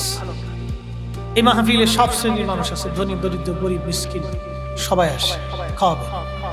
আপনার ঘর থেকে কোনো মানুষকে মাহরুম করে দিবেন, কিছু না কিছু খাওয়াবে। যারা মানুষ খাওয়া তাদের ঘরের দরজা দেওয়া রিজিক পাঠায় দেয়, কখনো অভাব পাঠায় না। একসাথে বলা যাবে সুবহানাল্লাহ। কখনো কোনোদিনও কোনো মেহমানকে খালি মুখে বিদায় করবেন না, কিছু না কিছু খাওয়ায় তারপর বিদায় করবেন। কিছু না থাকলে এক গ্লাস পানি দিয়ে হলে বিদায় করবেন, খাওয়াবেন তাকে। মোহতারাম উপস্থিতি, আল্লাহ বলছেন হাবিব, যারা আখিরাতকে অস্বীকার করে তারা মানুষকে খাওয়াইতে উদ্বুদ্ধ করে না, নিজেরাও খাওয়ায় না, মিসকিনকে খাওয়ায় না, অন্যজনকে খাবার দিতে চায় না। আল্লাহ পাক আপনাকে আমাকে এই মানুষকে ভালো খাওয়ানোর এবং সৃষ্টিকে খাওয়ানোর মতো তৌফিক যেন আল্লাহ দিয়ে দেয়। সকলে বলে না আমিন। আপনার ঘরের দরওয়াজা, খাবারের উঠোন, রান্নার ঘরটা যেন আল্লাহর বান্দাদের জন্য মুক্ত থাকে। আল্লাহ সকলকে তৌফিক দিক। প্রত্যেক খাবারের সময় রাসূল করিম মেহমান নিতেন। ইব্রাহিম আলাইহিস সালাম প্রত্যেক খাবারের সময় নিজে মেহমান ছাড়া খাবার খাইতেন না। কোন সাহাবীর জীবনীতে আসছে প্রত্যেকদিন মেহমান নিয়ে বসে তারপরে খাবার খাইতেন। আল্লাহ পাক প্রত্যেক কবুল করুক। মদিনাতে এখনো দেখবেন আনসারী মাদানী অরিজিনাল যারা আছে তারা দেখবেন মদিনাতে ঘুরে ঘুরে ঘুরে ঘুরে খাবার খায়। সুবহানাল্লাহ বলা যাবে? হ্যাঁ, তারা মানুষকে ঘুরে ঘুরে ঘুরে ঘুরে খাবার খাওয়ায়, এই দেয় সেই দেয়, খেজুর দেয়, এই ওদের ভালো জিনিস, পানি দেয়, জমজমের পানি দেয়, দামি দামি খেজুর এনে খাওয়ায়, বাচ্চাদেরকে খাওয়ায়। মদিনার মহিলারা পর্যন্ত কি চমৎকার। আমি উহুদে গেছি, এক মহিলা মাথার থেকে পা পর্যন্ত বুরকা আবৃত, একবারে মাথার থেকে পা পর্যন্ত বুরকা, জুতা মোজা চশমা দিয়ে একবারে ঢাকা, কিচ্ছু দেখার সুযোগ নেই। আর আমরা দেশের বিড়িরা তো ওই লাভ নেই, বুরকানা টুরকানা সুরকা বোঝা যায় না। নতুন নতুন যে কত সিস্টেমের বুরকা, আরা ফারা সারা, in the sira, in the fara, in the tight, in the fight, in the fitting, in the sitting, সব সিটিং বাস। কি কথা কর না কেন? ভোগী যোগীতে দেশ ভরে গেছে রে ভাই। বুরকা পরে আবার চশমা একটা পরে কপালে ফুটাও লাগে, এমনি এমনি টেনে টেনে কে রে তোর এই অভ্যাস হইছো কবে থেকে? লুচে লুচে মা, এই অবস্থা চলতেছে, এই অবস্থা আসছে। কে এইগুলো কেন? মহিলা দুইটা বাচ্চা নিয়ে আসছে, এত সুন্দর বাচ্চা দুইটা, মাশাআল্লাহ। ছোট বোনটা আর ভাইটা আমাকে দেখে বলতে ইয়া হাত ইয়াল্লাহ রু ইয়া হাত ইয়াল্লাহ তাআলা। কাছে কাছে সালাম দিলাম, আমার খেজুর দিল, খাইলাম। ও সারা উহুদ ঘুরে ঘুরে ঘুরতেছে আর হাজিদেরকে খেজুর খাওয়াইতেছে। মাশাআল্লাহ। জিজ্ঞেস করে আনতে মাদানি? হ্যাঁ না মাদানি। তার একটা চুমা দিলাম, বাচ্চাটাকে ছেলেটাকে একটা চুমা দিলাম, মাদানি। তখন বুঝতে পারলাম যে এই জন্যই তো খাওয়াইতেছে। মাদানিদের অভ্যাস হলো মানুষকে খাওয়ানো। এটা রাসূল করিমের সারা জীবনে মদিনার এই আমল করতে, মানুষকে খাওয়াইতে, একবারে ঢালাও ভাবে খাওয়াইতে। আর এখন আমরা খাওয়ানোর কথা বলে খালি পে ভেজা। কি কথা কর না কেন? বেদাত আর ভেজা, বেদাত আর ভেজা। এই শয়তানি একটা ফতোয়া পাইছে, এটা দিয়ে আমার দেশের এই খাওয়া দাওয়া মানুষের রিজিক নষ্ট করে দিতেছে। কি কথা কর না কেন? আবার কেউ আছে কি কয় জানেন? আবার আমার দেশে কেউ আছে কয় ওই সাধারণ আবিজাবি শিল করতে কয় লাভ। আস্তাগফিরুল্লাহ আলাইহিম। সাধারণ মানুষকে শিল করতে বলে। আর একজন কাফেরও যদি হয় তার মুখে খাবার দিলে খুশি হয় কে? আল্লাহ। আপনার বাড়ির প্রতিবেশী হিন্দু হবে, বৌদ্ধ হবে, খ্রিস্টান, নাসারা, শিখ, অন্য যে কোনো ধর্মের হোক না কেন, ওর ঘরে যদি খাবার না থাকে আর আপনি যদি রাত্রিবেলা খেয়ে তাহাজ্জুদ নামাজও পড়েন, তারপর আপনি ঈমানদার হতে পারেন না। কারণ আল্লাহর বান্দা না খেয়ে ঘুমিয়েছে, আল্লাহ জিজ্ঞেস করবে আমার বান্দা কেন না খেয়ে ঘুমিয়েছিল, তুমি বলো। তোমার ঘরে খাবার থাকতে সেদিন জবাব কি? এই জন্য সে যে ধর্মেরই হোক, আপনার বাড়ির পাশে প্রতিবেশী দরিদ্র হলে আপনার ঘর থেকে যেন তার ঘরে খাবার দেয়। আল্লাহ পাক আমাদেরকে বুঝার তৌফিক দিক, বলে না আমিন।